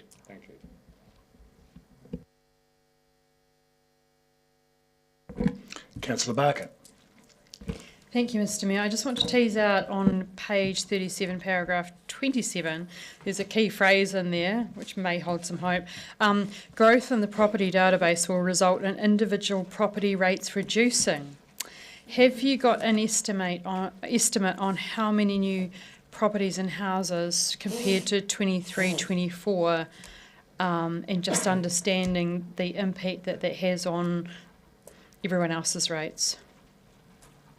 And so when we were doing the 10-year plan, in our assumptions we estimated there would be 61,542 rating units in 24-25, which compares with 61,033. So I can't do the maths on the fly, but it's about 500 and something. The major increase in that is in the residential capacity. So that means for the amount of money that you need to rate for to deliver the services in the budget, the divider has increased, and so that's how it happens. So so that kind of means that we've got more people and more households to split the sum amongst. Thank you. Councillor Mayhem. Thank you, Mr. Mayor. This is around a rate subsidy for lower income, along with what Councillor Lafiso was saying. We've got the Rates Relief Grant Scheme, but that's not for housing, only for organisations, not individuals. Correct. If we were to lobby for an increase, at the moment the government pays $700 rate subsidy for those on a low income. Can we lobby for not only a lower threshold but a higher subsidy, say $1,000 towards a rate subsidy would be something that I would really like us to do as an organisation. So council are free to direct staff to lobby for whatever level of subsidy and structure they want.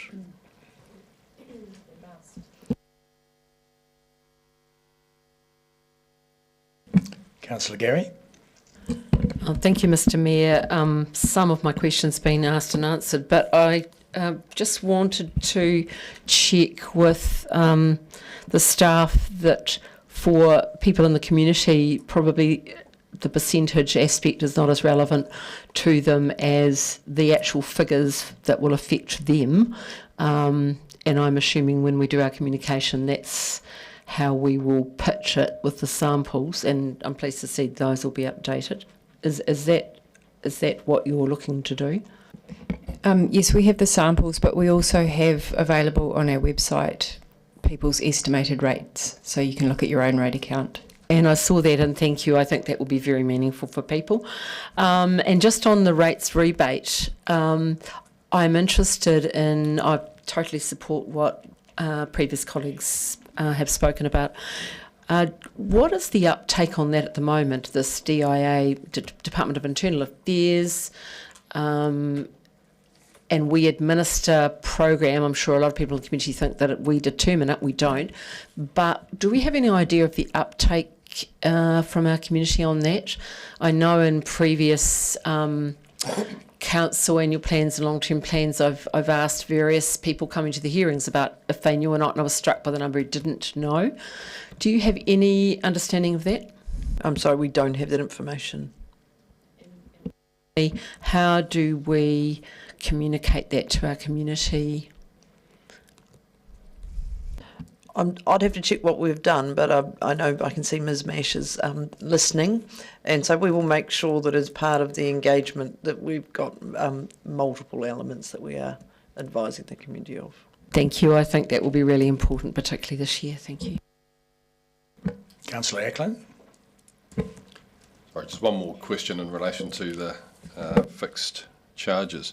On page 42, where it shows there the summary, and you've got water and drainage added together as 1369.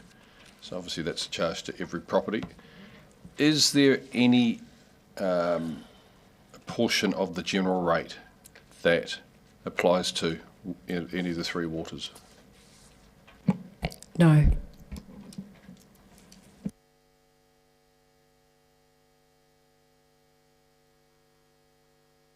Are there any further questions? Thank you, ladies. That being the case, Deputy Mayor Lucas is happy to move and I'm happy to second. So you may speak to it, ma'am. Thank you.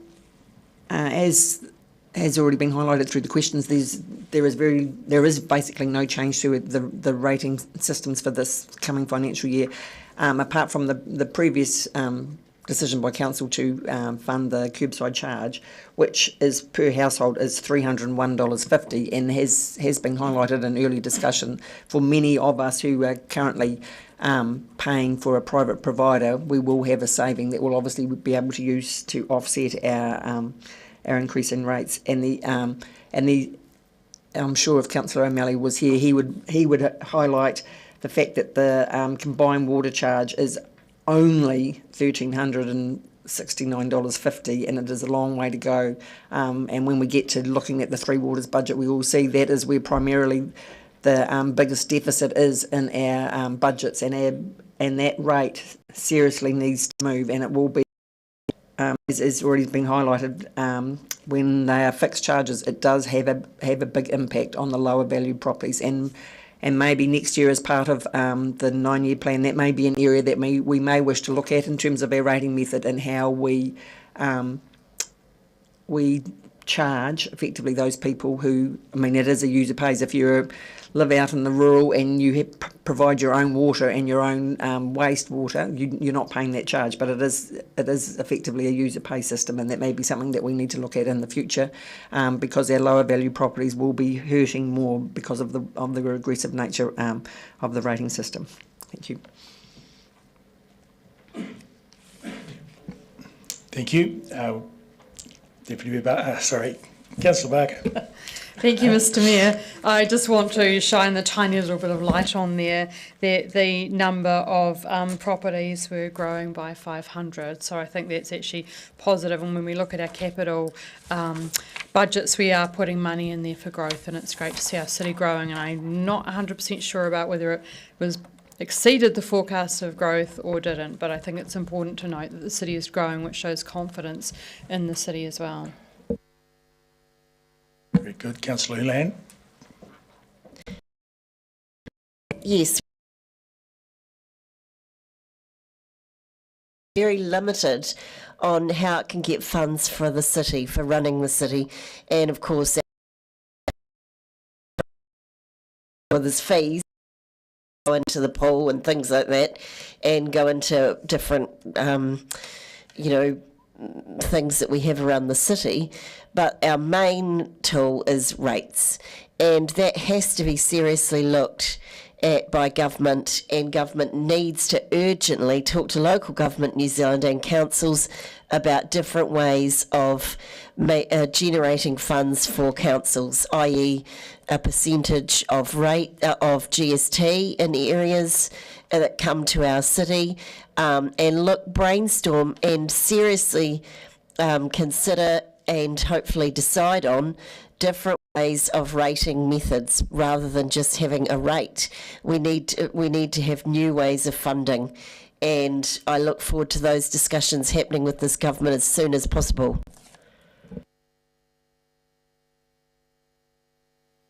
Councillor Eklund. Just briefly, I do agree with Councillor Lucas's sort of approach in relation to how we rate for the 9-year plan, because it seems at the moment it is too heavily loaded in one particular way, which is certainly making it difficult for, or more difficult for the lower value property. It may well be too that it could be the right time to look at the differential again, which I know it's looked at on a regular basis, and the problem with the rating method is that whenever you poke something somewhere, it pops out somewhere else, and that'll always be the case, and there'll be some winners and some losers. But it does seem, with our water rate being as low as what it is as a targeted rate, that some very serious thought needs to go into how are we going to fund the shortfall that we obviously have. To make it look as though it doesn't lose as much money as it actually does. So for these reasons, as in the past, until we can get a rating method where the services supplied are uniformly charged for in a value added way, I can't agree with the rating method as it is. Councillor Wiley. That was quick, thank you.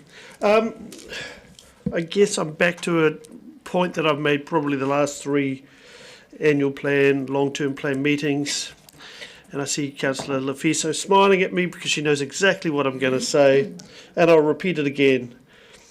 Commercial rates are a business expense, and I'm sorry, I'm more focused on money coming out of the back pocket of our ratepayers than those who have commercial properties. When our ratepayers, our residential properties are paying with after-tax money, that makes a hole in your pocket at the end of the commercial property, and the expense is before profit, before tax. That is a genuine business expense. And there is a big difference on how that impacts the individuals. But that's actually not what I wanted to speak on.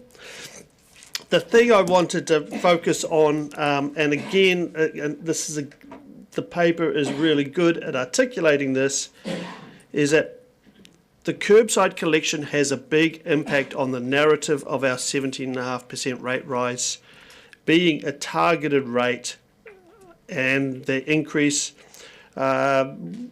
which is going from $106.10 to $301.50 to cover that. That is also a decision from the long-term plan in 2001. And I don't want us going through revisiting that debate over and over again on that impact. That was had back in 2001, and we need to again look forward on what we can address and deal with. And when the community come and talk to us, I hope they do the same and focus on what it's about. That discussion has been made. The part that I do want to essentially focus on, and I did that through the questions, was actually the rate increase on the general rates, because actually that is the most impact for our ratepayers. Then we look at the drainage and water. That's obviously an expense, but again, everybody knows the importance of that expense and that payment and what that returns at the end of the day. So I think there is, again, some very well articulated presentations in this report, just like the previous one and ones to come, that we're actually telling the story of why these rates increases are and what the impact is across the board. Thank you. Very good. Your right of reply, Deputy Mayor Lucas. Thank you. It's interesting that we did look at the rating method in the last 6 months, and I think we all agreed that we were just going to leave it as is. And so now today, it's intriguing that the number of my colleagues are suddenly thinking that maybe we need to revisit the rating method. And I think, Councillor Wiley, you are very correct in saying that the key change for our ratepayers is the curbside charge and what the general rate change percentage is. And I know that in the communication out with our community, it will be made very clear where what the changes are for our ratepayers. Thank you.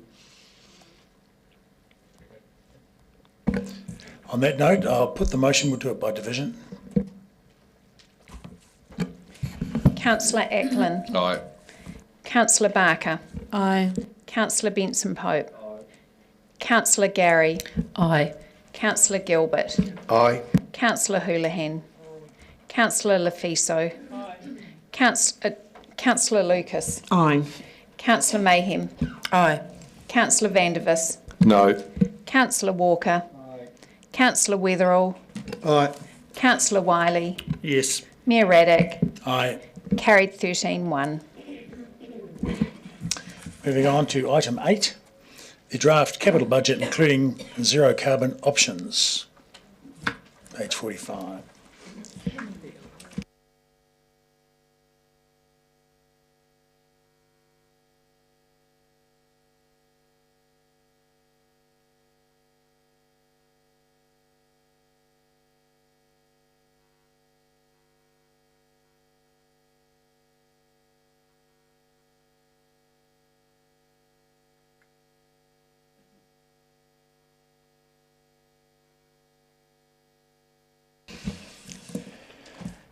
So, any opening comments, or should we go straight to questions?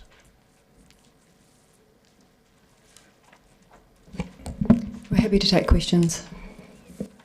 Does anyone have a question? No? Councillor Barker. Thank you, Mr. Mayor.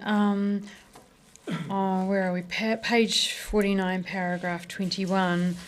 Just wondering if we have had a report on our asset management plans, especially for Three Waters. I just wonder if there's peaks and troughs for asset renewal.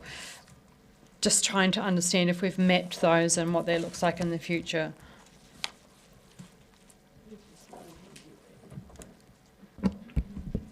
Thank you, Councillor.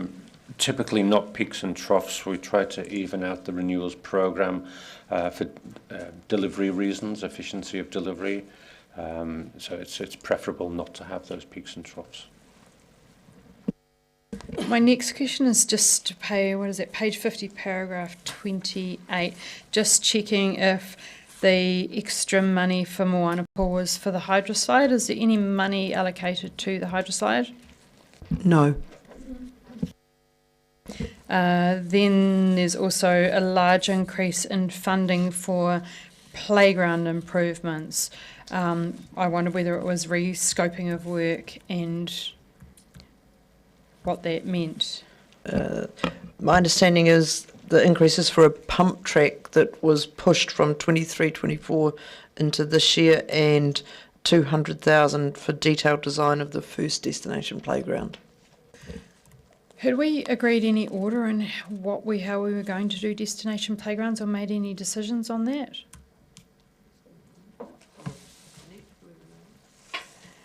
This is a handover topic. Sorry, can you repeat the question?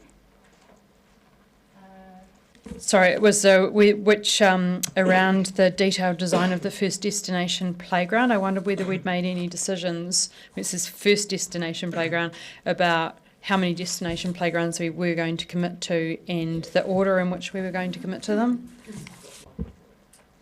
Oh, we haven't made any final decisions around the order, and we have the 3 destination locations that we have discussed previously, but the order in which that will happen has not been finalised.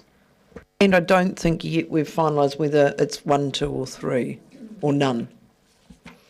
So will we be putting money in the LTP possibly for the destination playgrounds? Because I just didn't think we'd made concrete decisions. I don't think there has been. I understand there will be a report that will inform the 9-year plan about options, but this budget is there because the work will take some time. Thank you. What do I have? Page, let's just see where we're up to.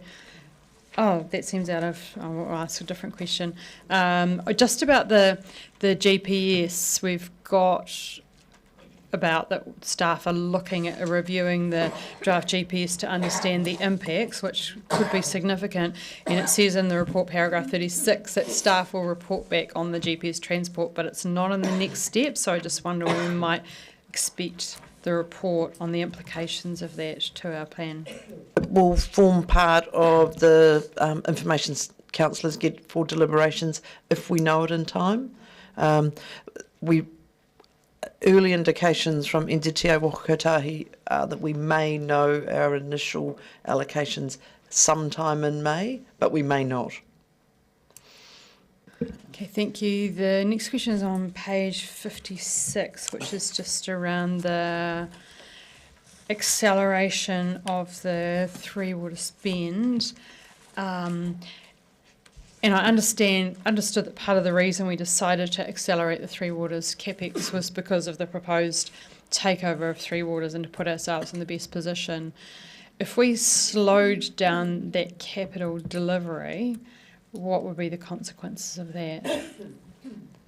There's a whole range of things, and I'll give you a list of things that may or may not happen, but it's a bit of a pick and mix. It depends on which elements you might slow down and so that impacts. But broadly, the backlog and deficit of renewals would continue to grow.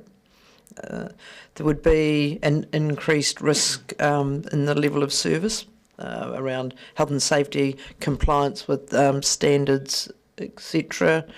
And again, this depends a little bit on what the shape of a reduced program might look like. There is a likelihood of an increased number of failing assets and regulatory breaches.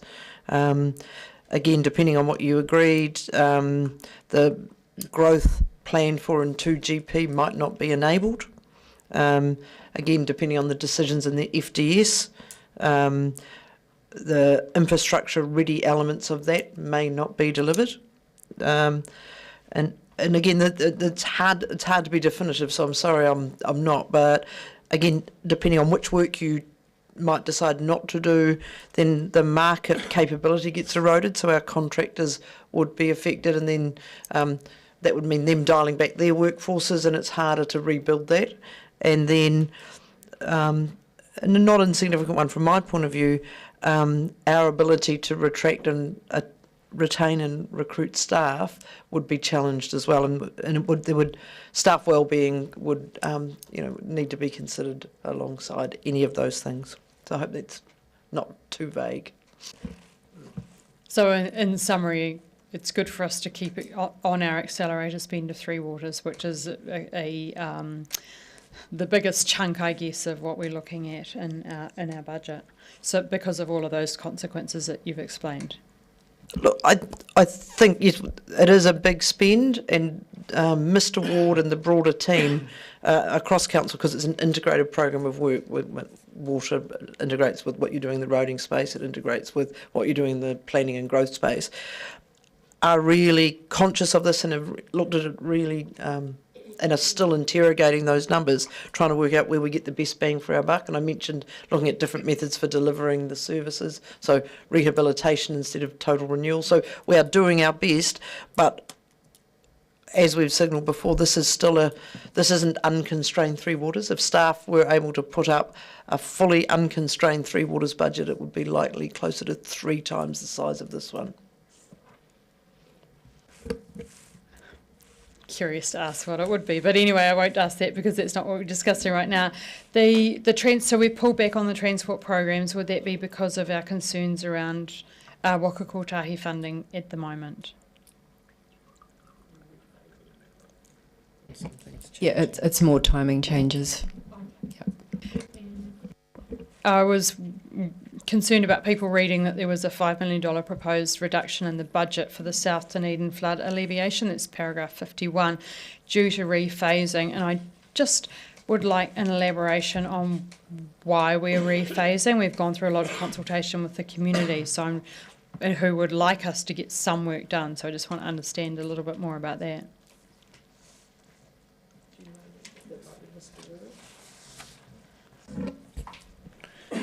Kia ora, Councillor. If I could take that question, please. It's really just ensuring that the funding is applied at the appropriate point in time for the measures that we confirm are necessary through the South Dunedin Futures Programme. The obvious and no regrets work that will carry on. So if there's reconfiguration or improvements in terms of those engineering assets, we will do that. But in terms of the broader issues facing South Dunedin, we think that rephasing is appropriate.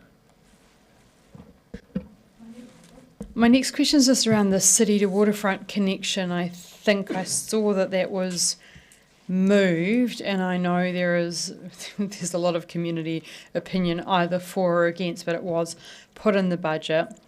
So I just wonder if there's an update on where the possibilities for that bridge are lying currently. The business case is being revisited to look at a more functional bridge. This hasn't been finalised yet and might be considered around what's in the next 9-year plan. So that aim, but that work isn't complete yet.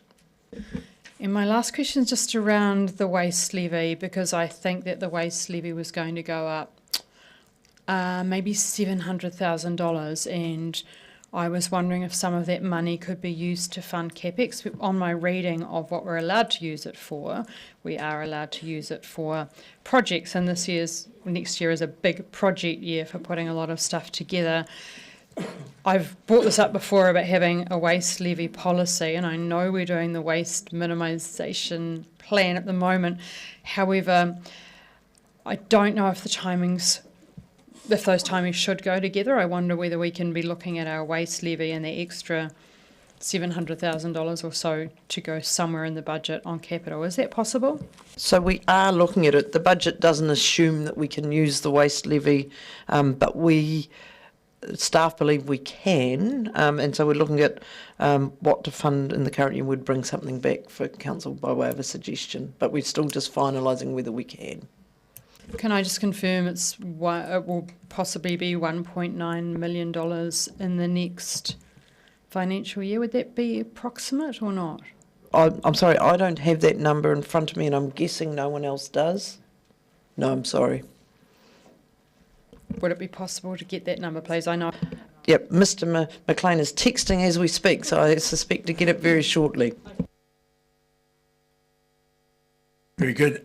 So I've got councillors Gary, Wetherall, Benson, Pope, Walker, Wiley and Laviso, starting with councillor Gary. Thank you, Mr. Mayor. Some questions on page 50. Just the very top, a mention of the public toilets. Can I just have clarification if that includes the changing places toilet yet to be delivered? Through the chair, I'll answer that for you, councillor. The changing places toilet is included, was to be included in the second year of the 10-year plan, so it isn't included in this year for the annual plan, but we're certainly doing a lot of work to make sure that it gets into next year's budget. Thank you for that reassurance. Item 27 around the performing arts budget being rephased. Would staff have any further comments on that, please?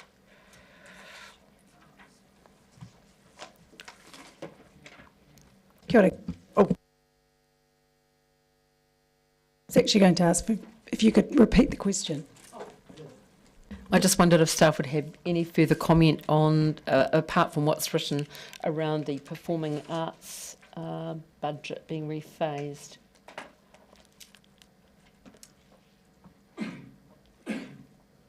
I don't have any more to say about that, actually. Okay, on to the next question.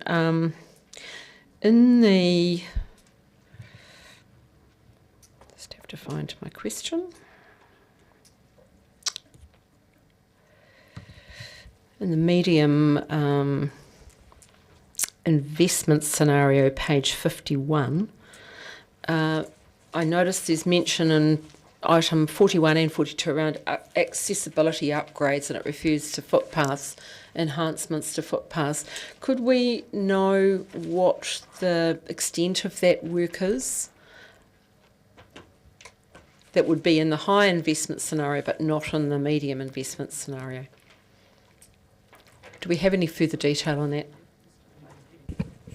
Thank you, Councillor. So both the high and medium investment packages are essentially top-ups to budgets of work that's underway for next fiscal. So no, I couldn't give you any specific locations of where these accessibility upgrades are, but I know the team that when they're designing footpath renewals and curb and channel renewals have got accessibility front of mind. So it is somewhat BAU. So those investment packages just suggest a top up to those budgets. Oh, thank you for that clarification. So it's the quantity as opposed to the work not being done. It's just how much of that work can be done. Thank you. That's really helpful. And then moving down to the summary table of 44, could somebody talk to? I'm interested in whether the Wakakatahi funding, co-funding, has been secured for both the first and second item under Shaping Future Dunedin.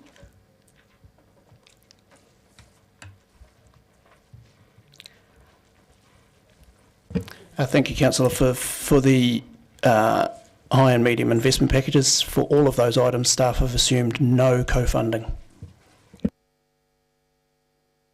Okay, thank you. And that is all I have for now. Thank you. Thank you. Councillor Witherall. Thank you, Mr Mayor. Page 49, paragraph 25, in regards to the draft budget for governance and support services. It says here that the Business Information Services has 1.5 million budgeted for the continuation of work on the customer self-service portal project. Further down it says that the hardware replacement budget has increased to 850,000 in response to the increasing cost of technology required. I just want to confirm, is that to or by 850,000?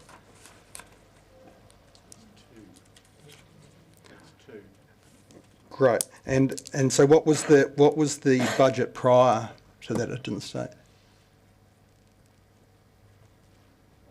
I can't answer that straight off the bat. I'll look for what the current budget is, Councillor.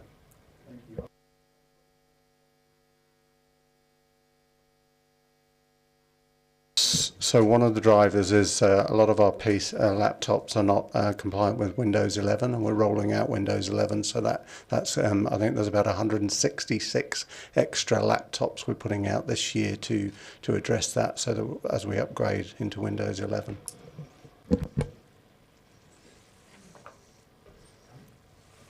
Very good, Councillor Winslow. Thank you. Just a question in respect of paragraph 34. And while we should all be delighted that the Central City upgrade was completed in time, in budget and early, I'm wondering if any thought was given to accelerating the further stages of the work, or is that a matter for the 9-year plan? Council has resolved to do a consolidated business case for all of the remaining pieces of work, and so that will be what informs future investment decisions. Thank you. Councillor Walker. Yeah, thank you, Mr Mayor. And excuse me, I'll be a little bit higgledy-piggledy here because I wrote a number of questions down while I was reading papers and they're a bit all over the place. But my questions relate to the roading and footpaths and the zero carbon sections of the report, and thanks to the staff of the report. First one is around the tunnels trail and the mention there about it maybe moving to the 9-year plan. So the question is, assuming, because my understanding was there was an application in for the co-funding, so assuming that the co-funding can be confirmed from Wakakatahi or another source within the next few months, why is this not in the list of projects to approve for this coming year, assuming that would... So I'm just, in essence, why would we seek to delay it if we can get confirmation? Because it... So it just wasn't in year one, I think is what that was saying, year one of the... So it wasn't funded in year 4, was it? And we're pretty sure it doesn't attract co-funding, but we're just trying to... So you answered a follow-up question. So is that, because my understanding was there was an application being prepared for co-funding and it's either gone or it hasn't gone. I mean, I can see Scott looking at me here. Thanks, Councillor. I don't know the status of an application, but all indications from Waka Kotahi are that co-funding won't be available for investment in new cycleways and shared paths. Okay, I ask that because speaking very recently to the Tunnels Trails Trust, they were, I mean, I'll use the word assured that there was an application in process to apply for Waka Kotahi funding. So I'll find out that for you. I also met with them and they made that same statement to me, but it was just checking what they were talking about. But since then, the GPS has come out. Fully aware of that. Thank you. So the second question is around, I've raised this before and there's no mention of it here, but there might be a mention of it on page 47, so it's for clarification around the potential for a central city bike hub. And I ask that in the context of the fact that there's great demand for a central city bike hub. We know the one below here is oversubscribed, and I know anecdotally many people are not bringing the bikes into the centre because there's not a safe lock-up. So is that in our thinking? And is it part of that page 47, I think it's item 14, where it talks about improvements to public transport, including blah, blah, blah, and funding for central city cycle upgrades. Is that where that potential funding may lie? Thanks, Councillor. The Central City cycle pedestrian upgrades relates to the link from the shared harbour path to Albany Street. That's what's in the budget. In terms of the cycle hubs, we're working through a bit of a program now to understand how we can deliver better value for money provision of cycling facilities in the city. And we are actively exploring creative ways to try and come up with how we might make a bike hub, a bike storage area, for example, for people coming into town. Okay, thank you. I like that final answer. Thank you. I'll move now on to the zero carbon questions, and there's a few here. Correct me if I'm wrong, I probably am. I often am. My assumption when we did the September meeting around the zero carbon plan was that we would be presented with a whole year one package, and thereafter, and I guess now particularly in the context of fiscal constraints, that we would pick out the lower cost options with the biggest environmental gains, and particularly those that weren't dependent on co-funding. Can somebody clarify if I'm remembering correctly, and why, if I am, we don't have a year one package? Well, it's not a whole sort of list and raft of stuff. So, bearing in mind that we're doing an annual plan and not a 10-year plan, so you have a list of packages in the transport space that are the high and medium scenarios that are in addition to the annual plan capital budget.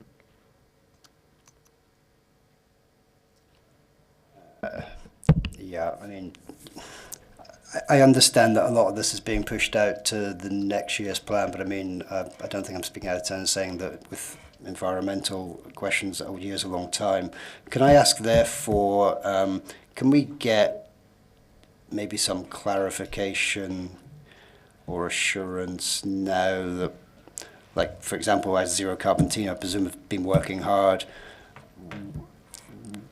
when they will be, I guess, updated around the funding status of packages that will be going towards a 9-year plan? I mean, so then we as governors, I just feel, I understand that we've deferred it, but I get frustrated that as we sit here, climate is not putting itself on pause for a year.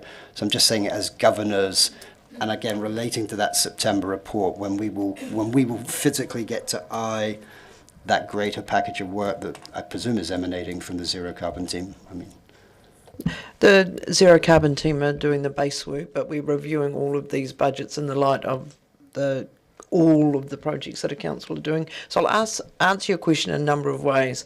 You'll see in the draft capital budgets that we are starting to identify the business as usual work that we're doing and looking at how that contributes or otherwise to the aspirations this council has with the zero carbon plan. So we are trying to build in that thinking to how we do things. So that's the first thing, and that's a really sustainable way of starting to deliver these outcomes rather than separating out the packages of work. So that's the first thing. Secondly, the numbers that you got in September, when with all best endeavours, staff, and I take this on the chin, we presented material to you for you to consider that once we had time to really interrogate it, the numbers needed far more work. And so we weren't confident that we were presenting you with information on which you could make good decisions. The same holds true now. The level of uncertainty we have, especially in the waka kotahi and water space, means that our ability to provide you with good advice around what the increased costs or otherwise might be in these key spaces is still a work in progress. And I know the answer, the counterfactual to that is lots of our budgets are not as well known as they might be, and we still put them in anyway. So I get that, but we're already having an accelerated capital program, and we're trying to balance affordability with the council's zero carbon direction. And so we want to put the best information we can in front of you and in front of the community, and it will form part of the discussions for the 9-year plan. But at this stage, I am not confident that we've got robust numbers. Thank you. That's a really comprehensive and helpful answer, actually. I'll just ask one question as a follow-up. Again, correct me if I'm wrong, but I remember absorbing the September papers way too much, that things like, let me think of a couple, like business support or maybe funding for place-based groups, which provided high co-benefits and very little cost. I'm just surprised there's no mention of those. Is there a reason? That's two examples. The focus has been on the capital program at this point. We simply haven't had the ability to accurately look at the operating budget. But my comment about us trying to build in carbon considerations to how we do things feeds through to the operating program as well.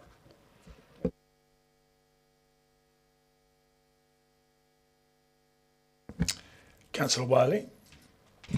Thank you. I want to go back to a question that Councillor Benson Pope talked about, and it was around, he made comment to the early completion of Central City upgrade and the budget of 7.3 million or 7.4 million not being required, etc. And then looking at all the other capital work program going forward. So a question for actually directed at Mr. McLean in this case is, are we having enough continuity of work within our capital works that we're not having staff being stalled or having companies stalling projects and losing the continuity of the workforce? Because looking around the country, there seems to be a number of projects that are stalling, staff being laid off, and I want to ensure that the well-being of our residents in that space are being maintained. I'll get this because I've set Mr. McLean a slightly different task, which he's doing for me. It's a constant balance. So we've had some of our contractors come in to discuss the draft budgets, and they would like more money. Thank you. They would like more money, right? And some of those reasons. And if I go back a step, part of the planning and the work that we've done and how we deliver the capital programs has been about creating that pipeline of work. And the challenge has been that we've gotten, the pipeline is probably just a bit big now, and we could continue to deliver at that level, and the market could continue to deliver, but then you've got to trade off the affordability and how much debt the council is prepared to raise to fund some of that work. And so it's a constant challenge. And so I'd like to say that we will be ensuring that all of our contractors have a continual flow of work all of the time, but I can't say that because there will be some peaks and troughs. We try and work cleverly with our procurement teams and how we balance that, but it's challenging as well for us with a program that probably isn't at a level that our contractors could deliver. Councillor Fiso. Tēnā koe, Mr. Mayor. Tēnā kōrua. I think I aroha mai. I may have misread this report and with respect to points 44 and 45, and I think it's maybe another way of Councillor Gary's question, but I just wanted to check. 45, given the uncertainty around co-funding from NZTA Waka Kotahi and how this may impact on Transport's capital program, it's recommended that no additional investment be added into the 24-25 years. So that means if we go up to the summary table, we still recommended in the high and the low, medium package, that 500,000 stays in. Table 44 would be additional to what's in there.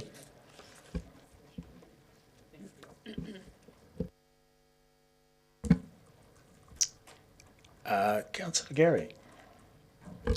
Thank you, Mr. Mayor. Yes, just a further question around the zero carbon space. Can you reassure us that any planning and momentum that comes with that at pace will continue while we, even though we're not delivering on some of the initiatives that Councillor Walker referred to, can we be assured that there will continue to be planning so that when we come to the following year, initiatives can be picked up if that is the will of Council? The planning work will go at pace, I guess, is a valued judgment, so I can't offer a view at pace, but the team will continue planning and looking at how we line it up. But it will be, once we have that, and I've said it before, the strategic framework, the levels of service and trying to line them up with budget, that will help set the program. Thank you. Thank you. Councillor Houlihan. Thank you. I just have two questions, and they have been touched on earlier, but just to get clarification. Around the toilets, number point 26, can you just let us know what stage the public toilets that were proposed in the budgets at St Leonard's are? Because I don't see any sign of them at the moment. So I wasn't at the last infrastructure committee meeting. I think this was discussed. The property team are negotiating with the landowners of where we propose to put it, and that is causing us a bit of delay at this point in time. It was due at the end of last year, is that correct? It was due, and as I say, complexities around land ownership and where we can place it are the thing that's holding us up. Thank you. And just another question to clarify. On 27 around the performing arts, can you please clarify what rephased means? Does that mean the budgets have stopped, or what exactly does that mean? It says the performing arts budget has been rephrased while work continues on investigating possible options. Can you just clarify what the possible options are you're talking about and what rephrased means, please? The key thing is rephase just means the timing, so the physical amount of the money remains, it's just been shifted out a year because the options work hasn't been done, and that work will be coming to a committee to feed into the 10-year plan work, 9-year plan. So is that referring to the 17 million for the theatre? Is that what that's meant? Is there anything else that's referring to? Not that I'm aware of. Nope, just that. Deputy Mayor Lucas. Thank you. Just some specific questions.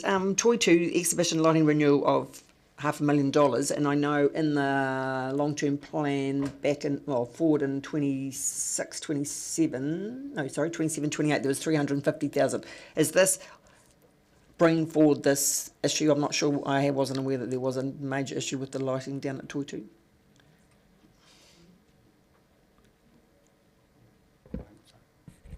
it's renewals for lighting. Bring forward what's in the LTP. I'm just thinking for next year, are we then going to see another request for another 350 odd thousand in the future? I'm just trying to get a handle on what the size of the project.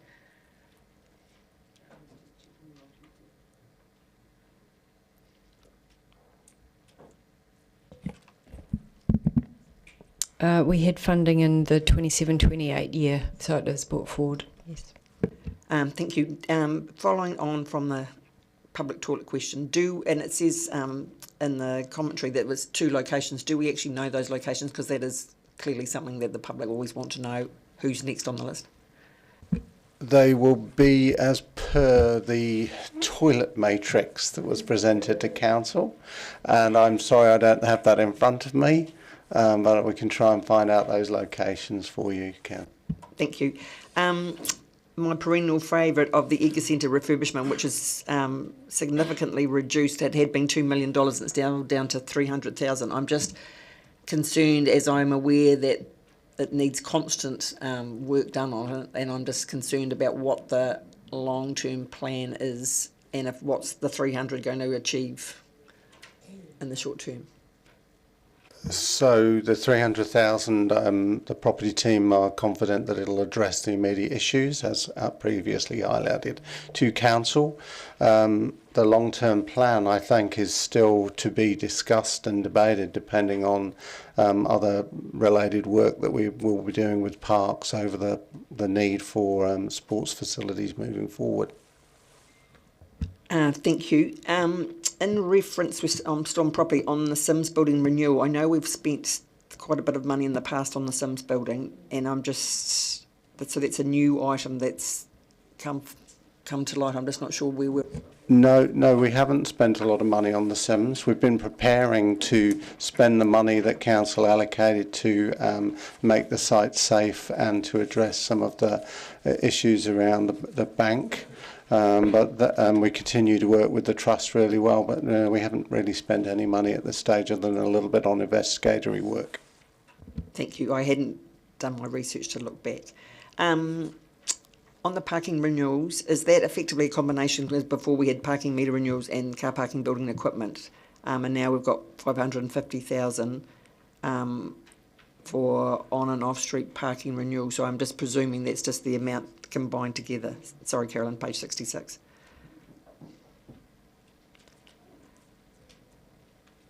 Yes, they're combined. Yep.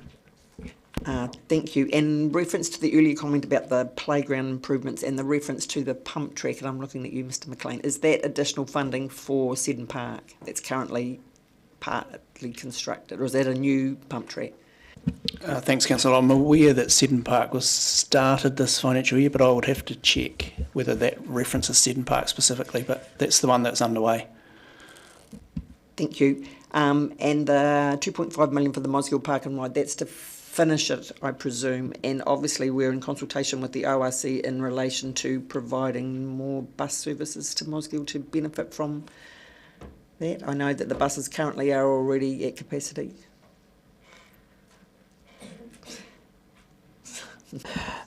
We are in discussions with the ORC, but the draft GPS and the change in focus and importance of public transport does make that really challenging for them. Just a quick comment on year 3 for the new public toilet locations. That's the Otago Peninsula, Harwood Reserve and South Dunedin Navy Park. Is that right? Councillor, I missed that. There was a question about whether... Oh, it was an answer to where the toilets are going to be for year 3. It's Harwood Reserve and Navy Park, according to the toilet matrix. Yeah, so I will confirm that those are the 2 locations, because I think at the same time that we presented that, we said that it may shift around a little bit depending on changing needs.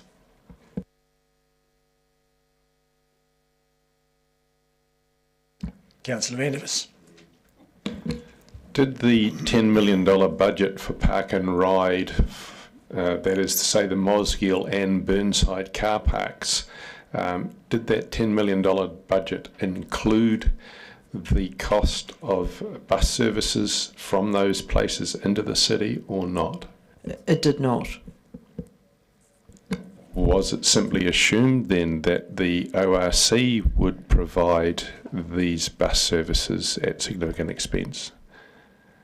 The work from memory was part of Shaping Future Dunedin, and there's a broader governance group there which involves the various players, Waka Kotahi, this council, Otago Regional Council, and so it was to try and have a coordinated plan so that we built infrastructure, they provided the services. Was the cost to the ORC of providing the bus services, in addition to the $10 million that we budgeted for the car parks, was that cost quantified? I'm sure it was by the ORC, but I, before you ask, don't have that information in front of me, I'm sorry.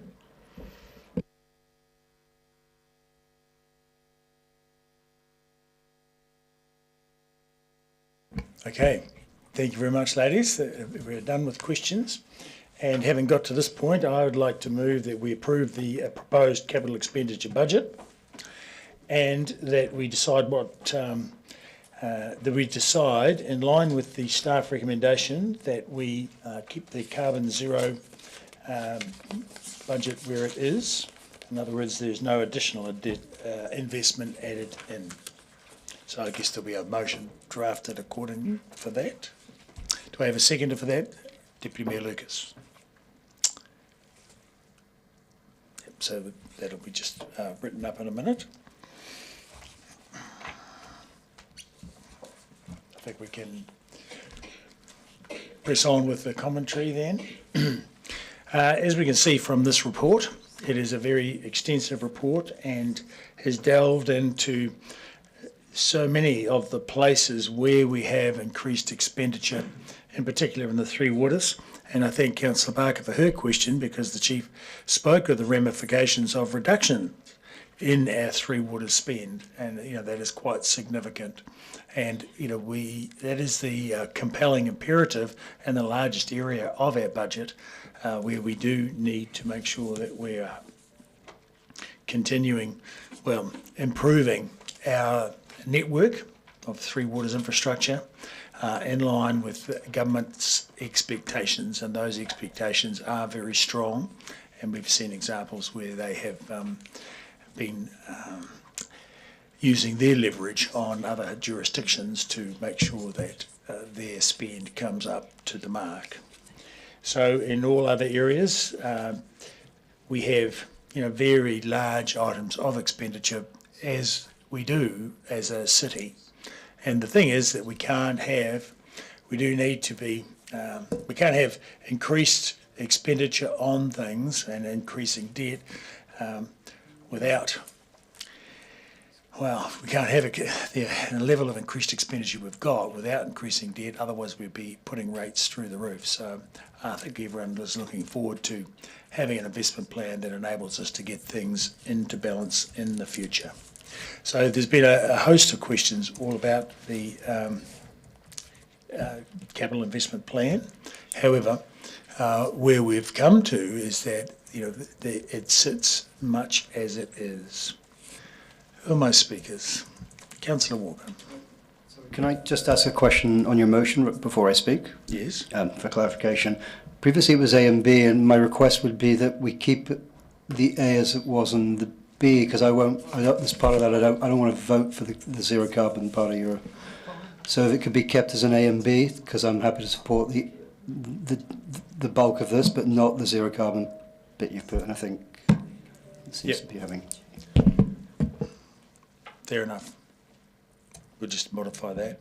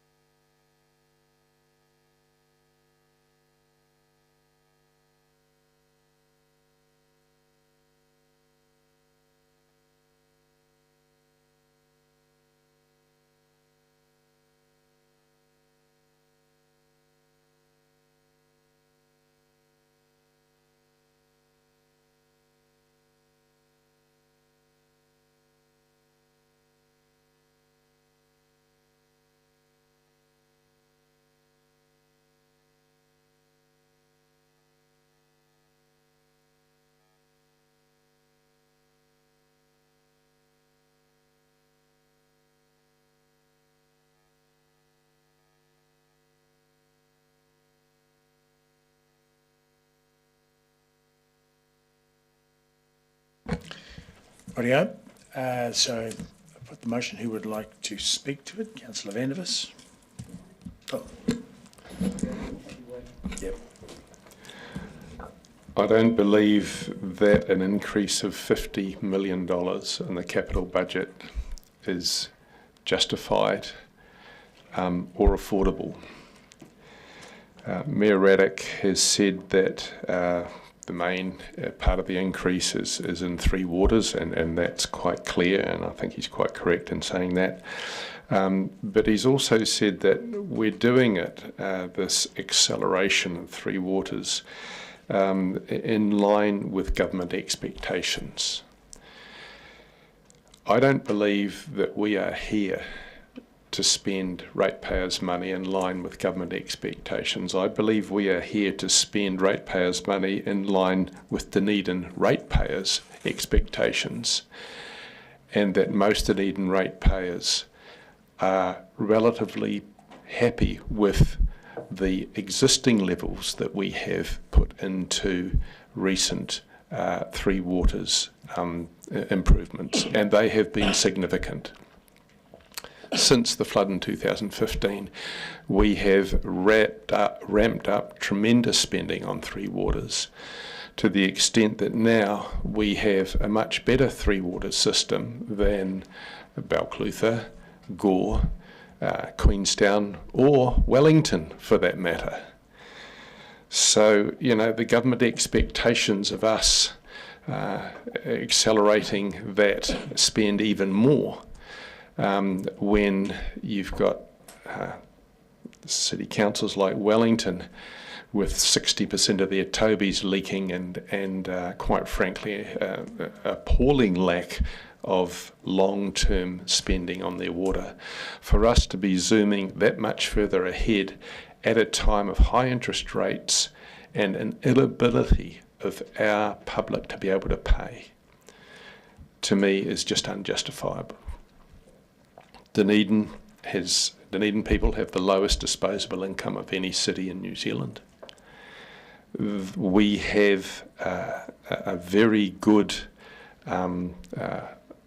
Three Waters system already, much better than most of the other councils around us.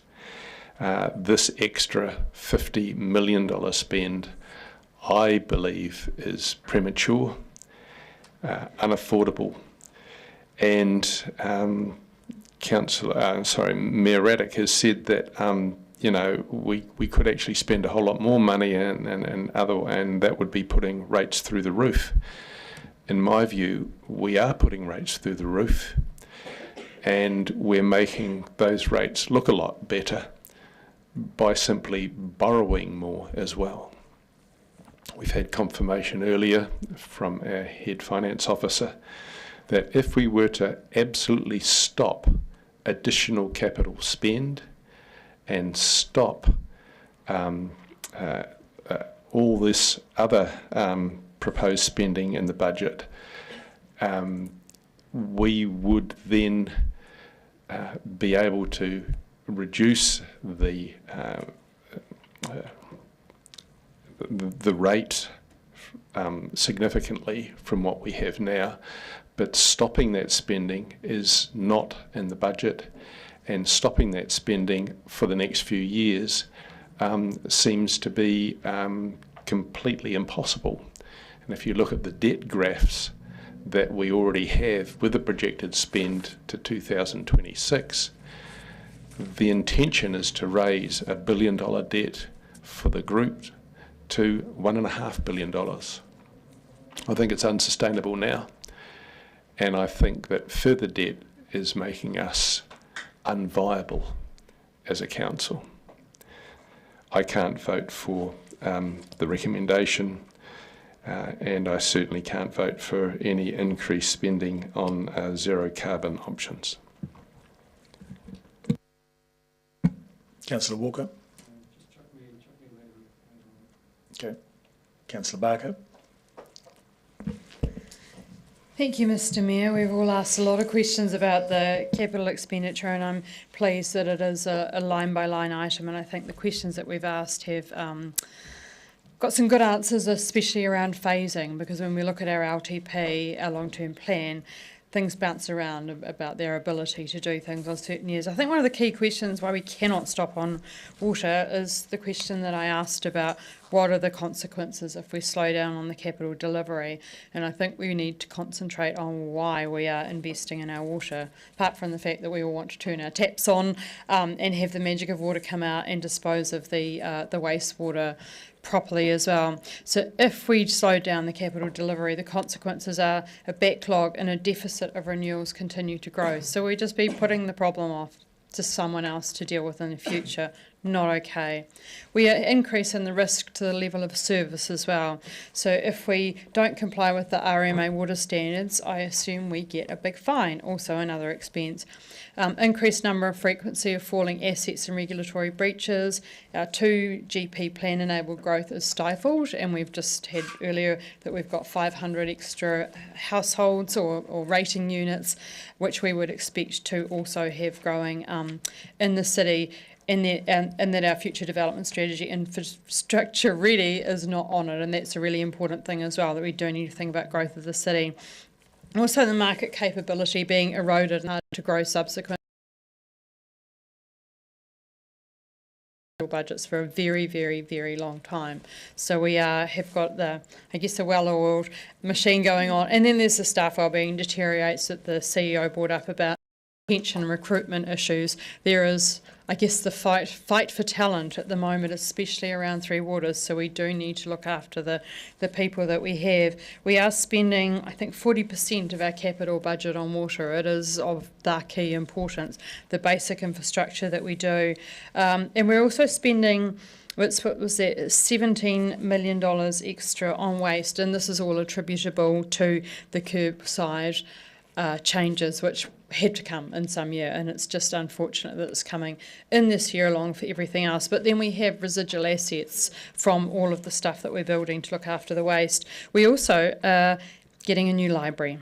So we have $17 million on that new library, which equates somewhere there's been some savings in property, because I noticed that property has only gone up 9.7 million. So that's a huge asset also to have for us in the future. So I think these have all been well considered capital expenditure projects.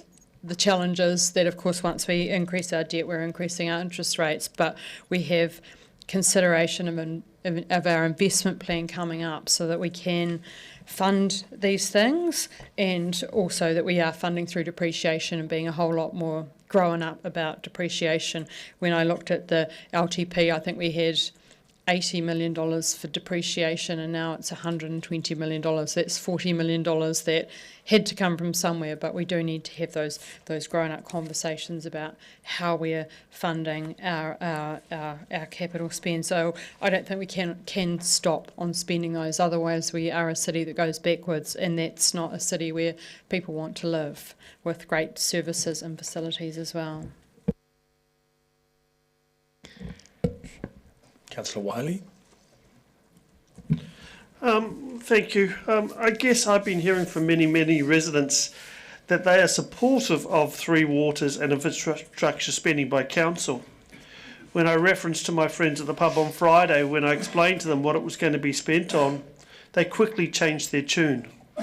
And I think that is the key message I've heard wide and clear, is that our residents are appreciating the importance of investing in the city assets that will benefit them and the wider city. So, going through consultation, I'll be interested to hear from submitters or read their submissions on why we shouldn't be investing in these assets. And I use the word assets because the benefit of doing this now is hugely important to the city. Not just alone, we've got a workforce in town that are basically have been doing a lot of this work.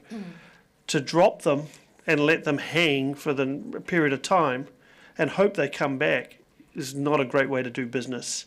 It is a case of actually continuation of work and investing in our assets, but also investing in ensuring our workforce around the city has continued supply. And I think that balance is extremely important. Again, I'm very happy with how this report played out. And I would note that when we talk about the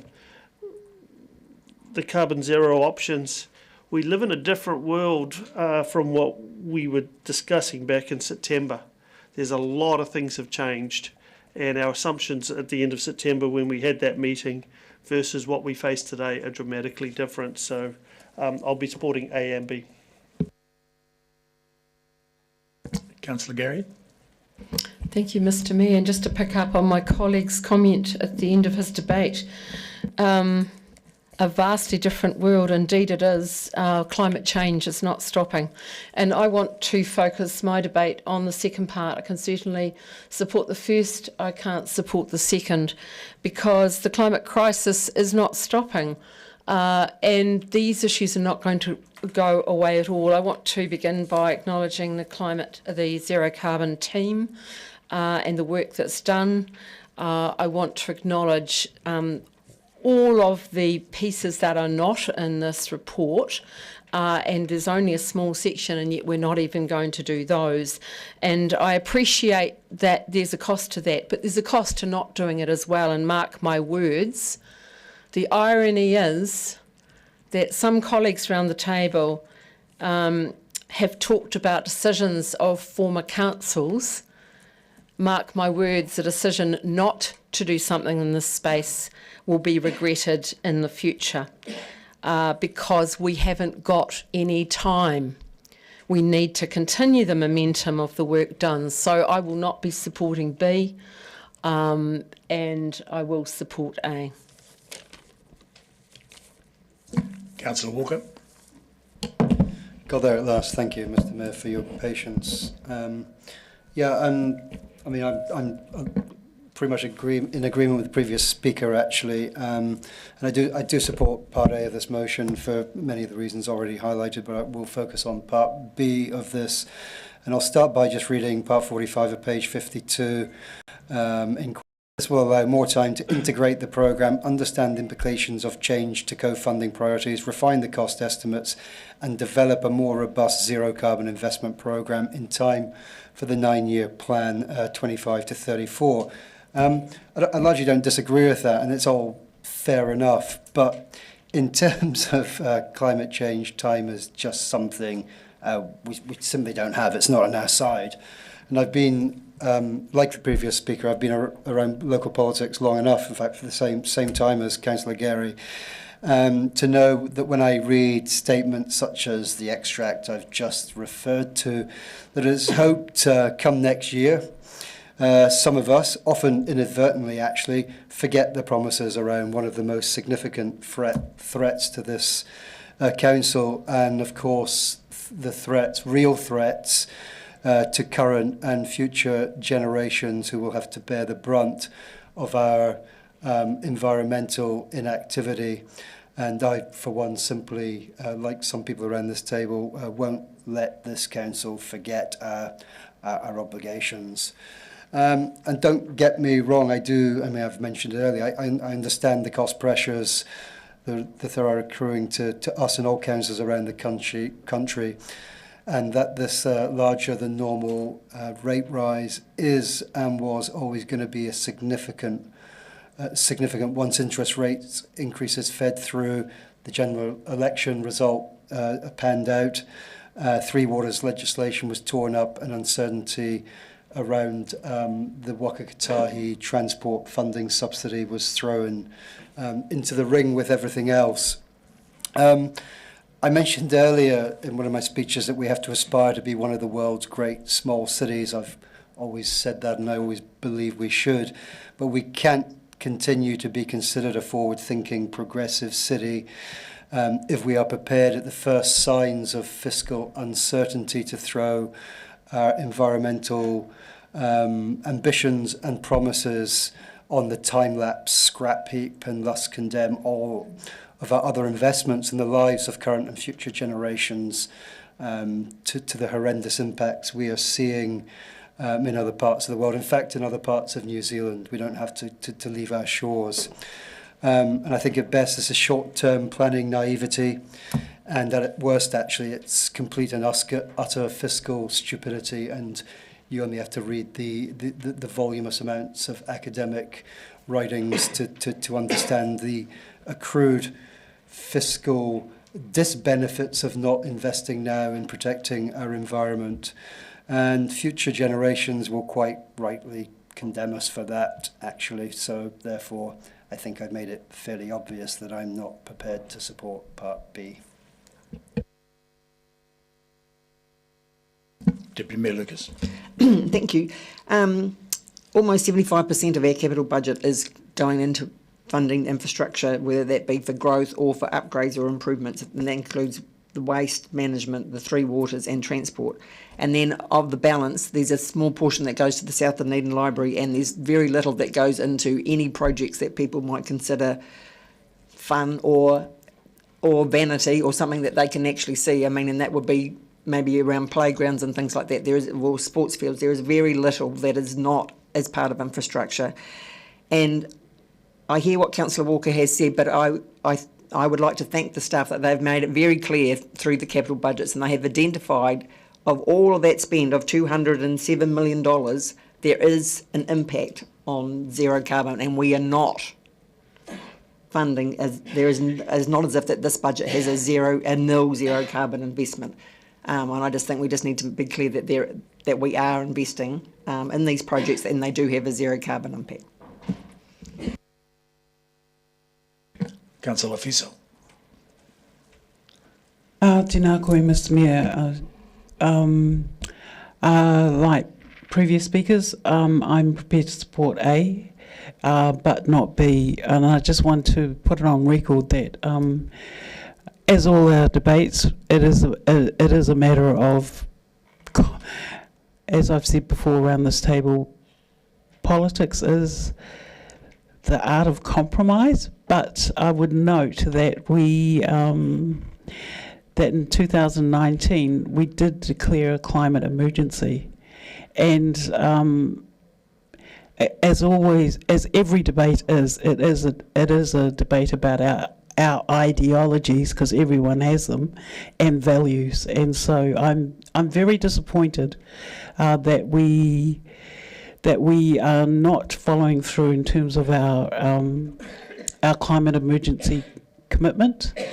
And I understand staff recommendations that it allows not having any investment, medium or high, allows more time to interrogate, and prepare for year 9. But I don't know, I naively thought, on the basis of our climate emergency and the commitments that we had made, that we would have at least some investment. But hey, kia ora.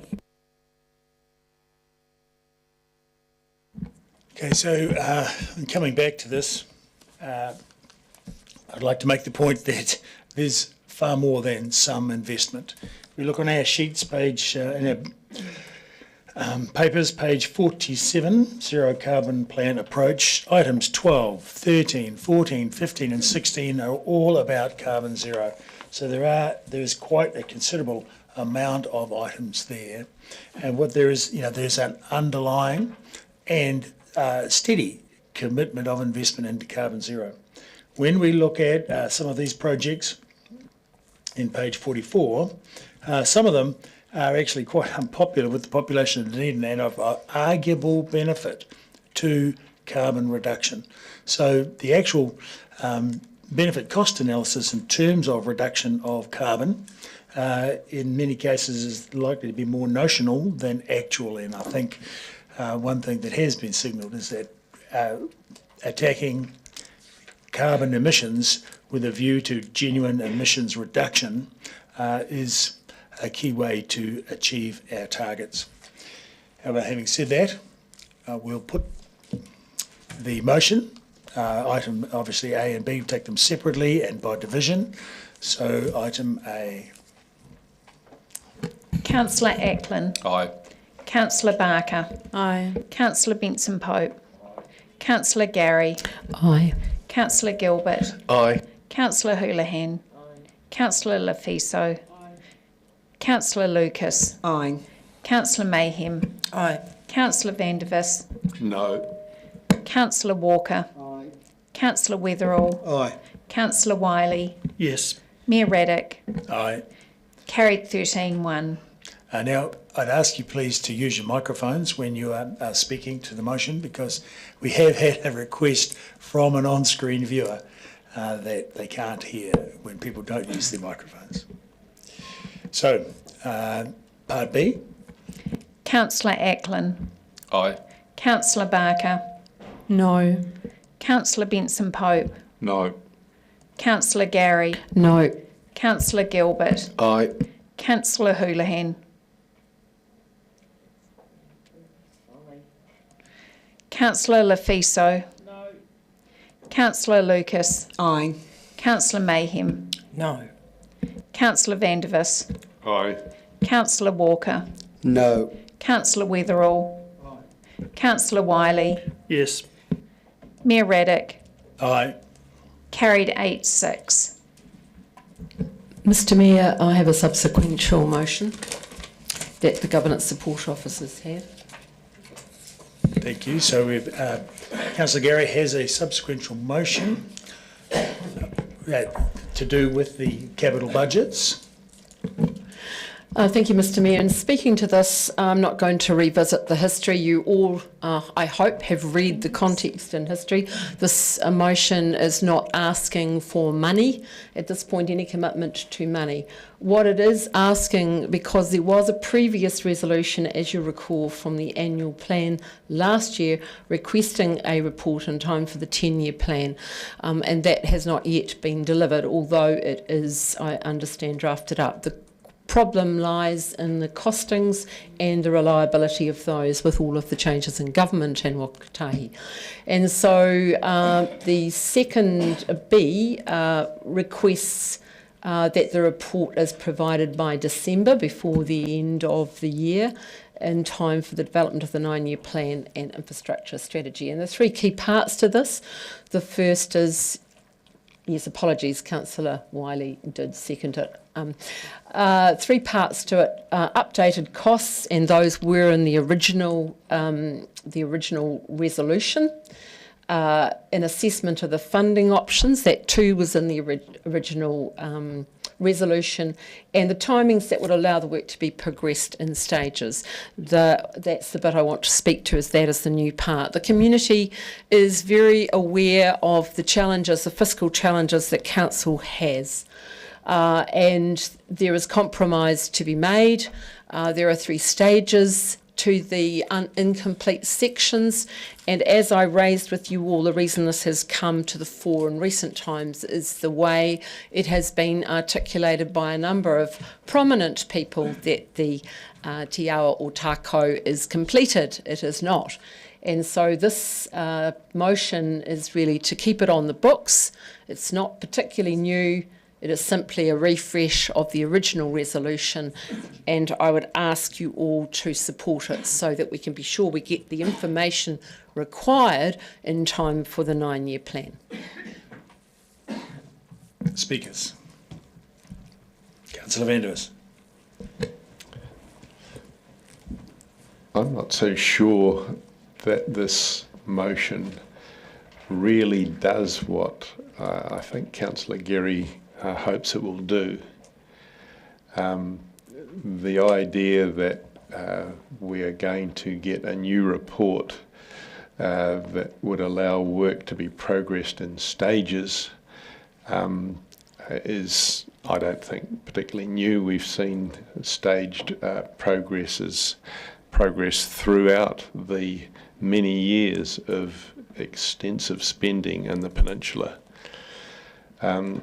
My reservation about voting for any of this is that I believe that the peninsula has had a disproportionate amount of money, of ratepayers' money spent on it now over many years, hundreds of millions of dollars, none of it targeted, but a lot of it very much benefiting those people living out on the peninsula. I understand that the peninsula has very good tourist credentials, and that upgrade of the road in particular is something that has had a general benefit. But in terms of the monies that have been spent around the whole of Dunedin City, I think we've spent far too much on the peninsula already. And if this motion is proposing that we spend more, I would be opposed to that. I look forward to some clarification over what the actual spending implications of this motion might be. Councillor Wiley. I don't know how to follow on after that except just shake my head. I note that this report is asking for updated costs, an assessment of funding options, and timings the work to be progressed in stages. I don't see anything there that says anything about spending money. And oh my God, the investment on the peninsula was badly needed, and it has been a great asset for the city. And I think I'll sort of leave it at that.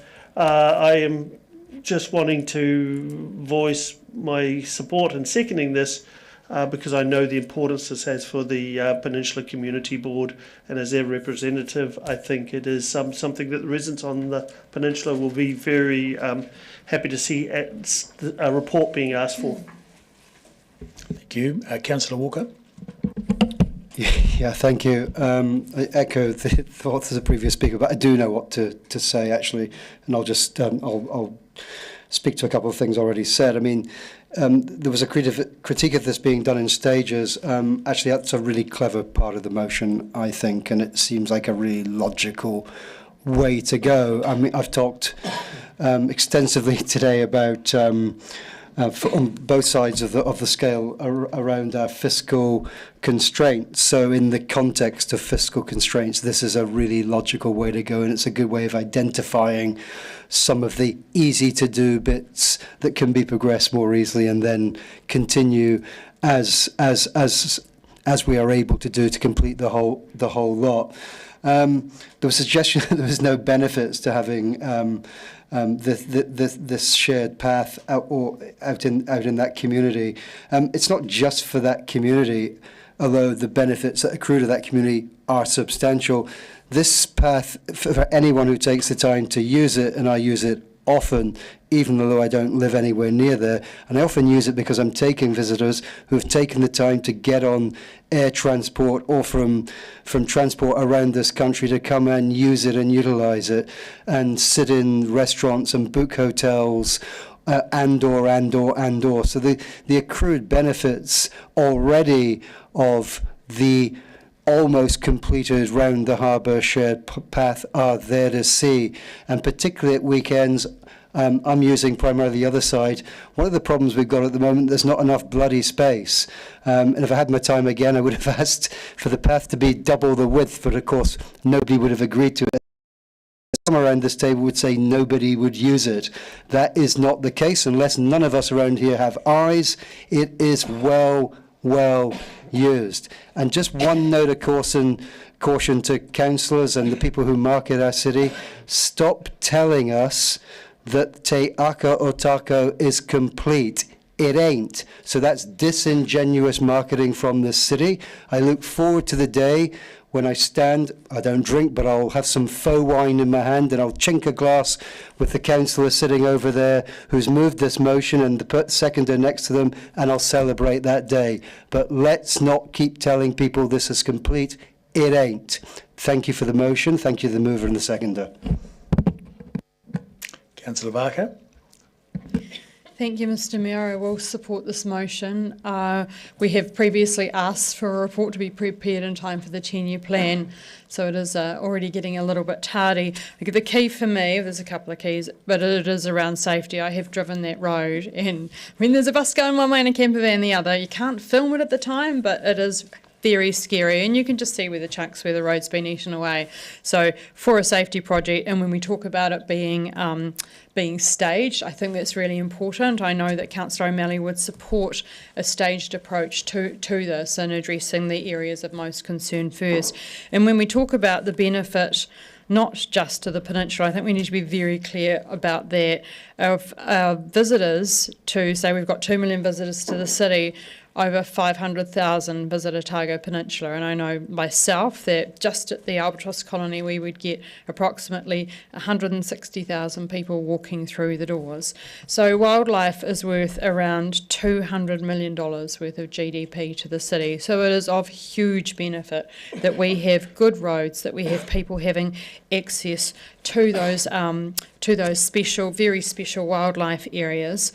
And also that the residents have a safe road. It's pretty scary driving back there at night time. The visitors, of course, when the penguins come back sometimes at midnight, are driving along that road and it's not safe.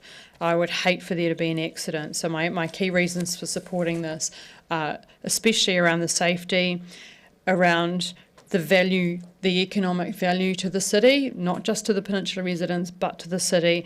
And then also the fact that we do need to get this finished. There were promises made, and I think that we also need to respect those. So I appreciate that it will come back in time for the LTP. We will have a lot of capital decisions to make at that time, and we will be very carefully weighing up those decisions against each other. So I think the timing will be good for that report to come back and be considered along with all of our other capital projects that we're going to be looking at. Councillor Benson-Pope. Thank you, Mr. Mayor.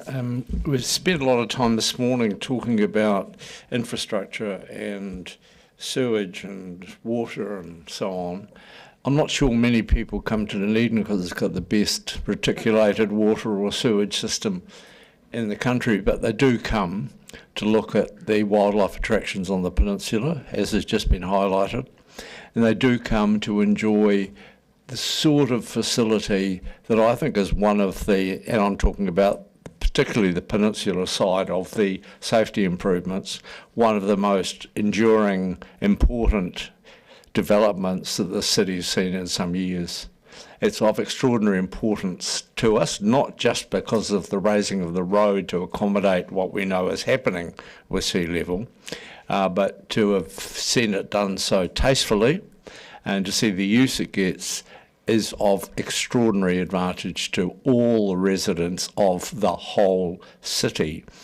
That said, it's also a commitment that councils historically have made to the people of the community. And in fact, I recall very well the horse trading that went on about which section of the existing work was going to be done first. And we all know the background. In fact, Mr. Ellison's typically moderate diplomatic exposition of what went down is familiar to all of us and has been published elsewhere. I think we've got a particular commitment to the people who have accommodated our intentions against, in the context of quite considerable concerns about incursion into the harbour to complete the job. This is a pathway to doing that. When and how much remains to be seen, but at least we will have the information we need to make sensible decisions about what's achievable. And I want to join the others around the table in thanking the councillor mover and seconder for keeping this matter alive. Councillor Fiso. Tēnā koe, Mr. Mayor, tēnā kōrua to the mover and seconder. I, as you may know, don't really give a fig for tourism. However, I have been, I've been ill, so I've been watching YouTube videos, and I had never watched any YouTube videos promoting Dunedin. And of the top 10, Larnac Castle is number 1. And there are a couple of other, or maybe three others that are top tourism, recommended by international people, visitors. So, as Councillor Benson-Pope said, this investment is an investment in the well-being of the city, and I agree with other speakers who have talked about safety, but what is most important to me is relationship with mana whenua. Now, I know there's been backwards and forwards about negotiations within the community and dialogue on with and towards mana whenua leadership.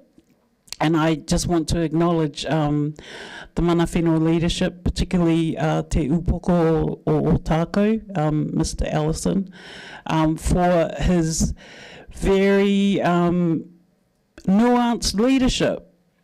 And I just want to record on history, you know, he was, well, mana whenua agreed at the time to switch the staging of the project and the development. So I just, you know, we're not going to, I think this project is a very true test of our partnership with mana whenua, trying to be a good treaty partner, and we're not going to always be 100% happy with each other, but I think that's what it's all about, and as someone else said in another debate, step by step.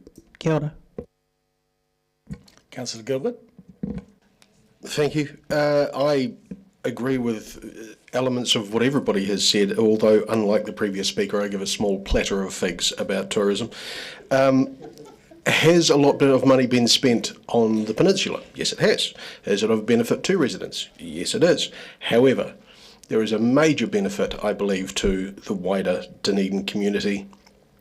And much like Councillor Walker, I also use that side of the harbour. For those of you who know roughly where I live, I take the long way home occasionally through Pukahiki, and once my courage gets up, I may go out via Portobello. But it's like training for the Olympic slalom half the time with the amount of people who are using the footpath alone. And I'm also aware that whenever we have visitors, as we did for the Pink concert, who stay with us, and we ask them, right, what would you like to see in Dunedin? The first things out of their mouth, much like the videos that Councillor Laufiso has recently been watching, 90% of the things, with the exception of places like Baldwin Street, etc., 90% of them are out on the peninsula. So I'm absolutely quite happy to support this, and I just would like my fellow councillors to consider the wider benefit, figs or otherwise. Councillor Hulan. Thank you. Councillor Laufiso hit the nail on the head, and she often does on subjects like this, that it is about relationships. It's all about relationships, and there was a promise made, and I think we need to look at that. I have no issue with this part of the road being done. I think it should be done, and it was meant to be done quite a while ago. Waka Kotahi have let us down, and that funding is no longer there for that part of the road as I understand it.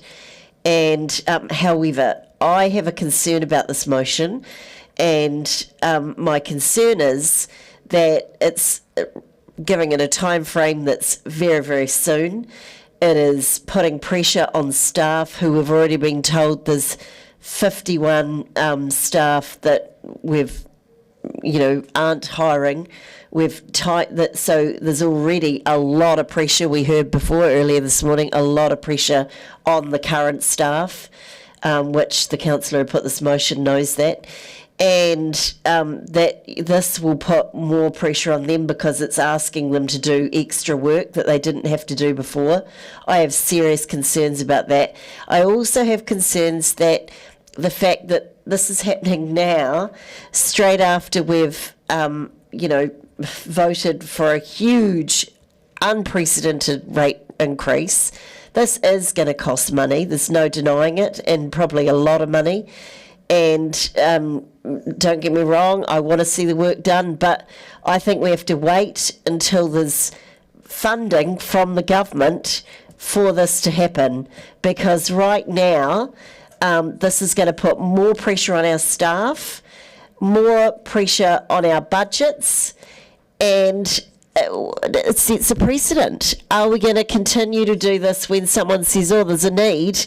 Yes, there's always a need. Brighton has a need. I can remember as a reporter back in the 90s doing stories around coastal erosion in Brighton. You know, who's talking about that now? So the minute we start this, it does also set a precedent for every area that has coastal erosion in our city, and there's lots of them. Get ready for the flood, because there's heaps and heaps. I don't mean an actual flood, but yes, that will eventually happen as well. But there are lots of places that are suffering from coastal erosion. So while I understand and I want to I fully understand the relationship bit, and sorry, they're probably annoyed at me saying this, but it's the way this motion is put.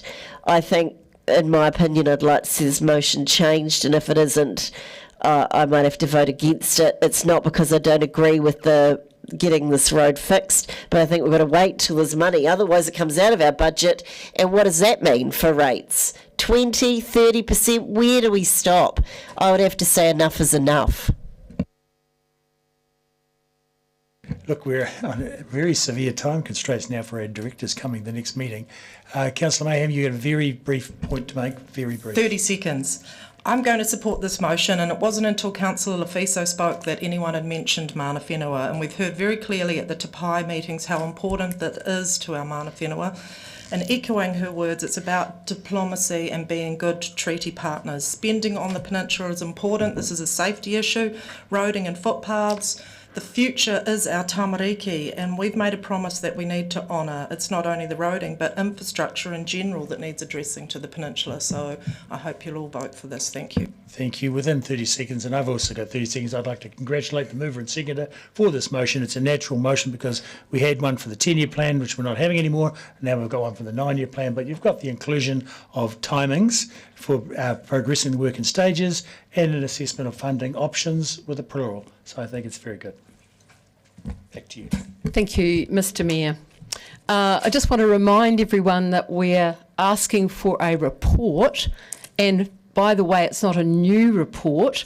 The report, as I said at the start, is already drafted, so I can allay Councillor Houlihan's concern about the workload for staff. What we're waiting on is some certainty around costings. And this is to keep it present in our mind in amongst all of the other things. The other thing I just want to remind you of is the commitment has been made, and thank you to the speakers for reminding us of that and the commitment made to mana whenua. In fact, it was Edward Allison the commitment was made to, and he and I both have long memories, as do a number of other people in the community, as you will no doubt have gathered from the history lesson that I gave you all. It was to come out of operational budgets, the costs escalated, and it's how to find a way through. Staff have certainly tried very hard to find funds in the past, despite their best efforts. That hasn't happened in terms of special funds that have come up. So this motion is to give staff the ability to think about how we might find a way through. And when, I just want to clarify the staging part. There are 3 stages. The first is Otako bus stop around to Fisheries Corner. The second is through Portobello Township to the bus turnaround past the school, and the third is the inland section. Not as concerned about stage 3, but the stage part of this here is about the possibility of staging within those various stages. So can we do bits and pieces towards, for example, that stage 1 that is so important to mana whenua? And I beg your pardon? I'm just looking at the time, Mr. Mayor. The wider city asset people have spoken to, remembering that beyond this stage 1 is the globally significant Royal Albatross colony, National Hui that are held at the marae, and you'll know the marae is booked up for months and months. I have a video, Councillor Barker, I did take my life in my hands, returning from the marae of a bus, trying to go around the blind corner and having to go over into the other lane. So those debates are for another time, and I do hope you all remember what you've said, because most of those things are relevant to when we then look at the report. So thank you very much for your support on this, and I urge you to vote for it. It is about getting a report that was requested last year and making sure that it is up to date as possible, so that we have the information in front of us when we come to consider the 9-year plan budgets. Thank you for your time. Thank you. We'll take the vote by division. Councillor Ackland. Aye. Councillor Barker. Aye. Councillor Benson Pope. Councillor Gary. Aye. Councillor Gilbert. Aye. Councillor Houlihan. Councillor Lafiso. Aye. Councillor Lucas. Aye. Sorry. Councillor Mayhem. Aye. Councillor Vandervis. No. Councillor Walker. Aye. Councillor Weatherall. Aye. Councillor Wiley. Yes. Mayor Raddick. Aye. Carried 12-2. And on that note, we'll now move into, because we're going to exclude the public for after lunch, we're going to go to lunch in a minute. So I'll move that council, pursuant to the provisions of the Local Government Official Information and Meetings Act, exclude public from the rest of the meeting today. Is there a seconder for that? Councillor Mayhem. All those in favour say aye. Aye.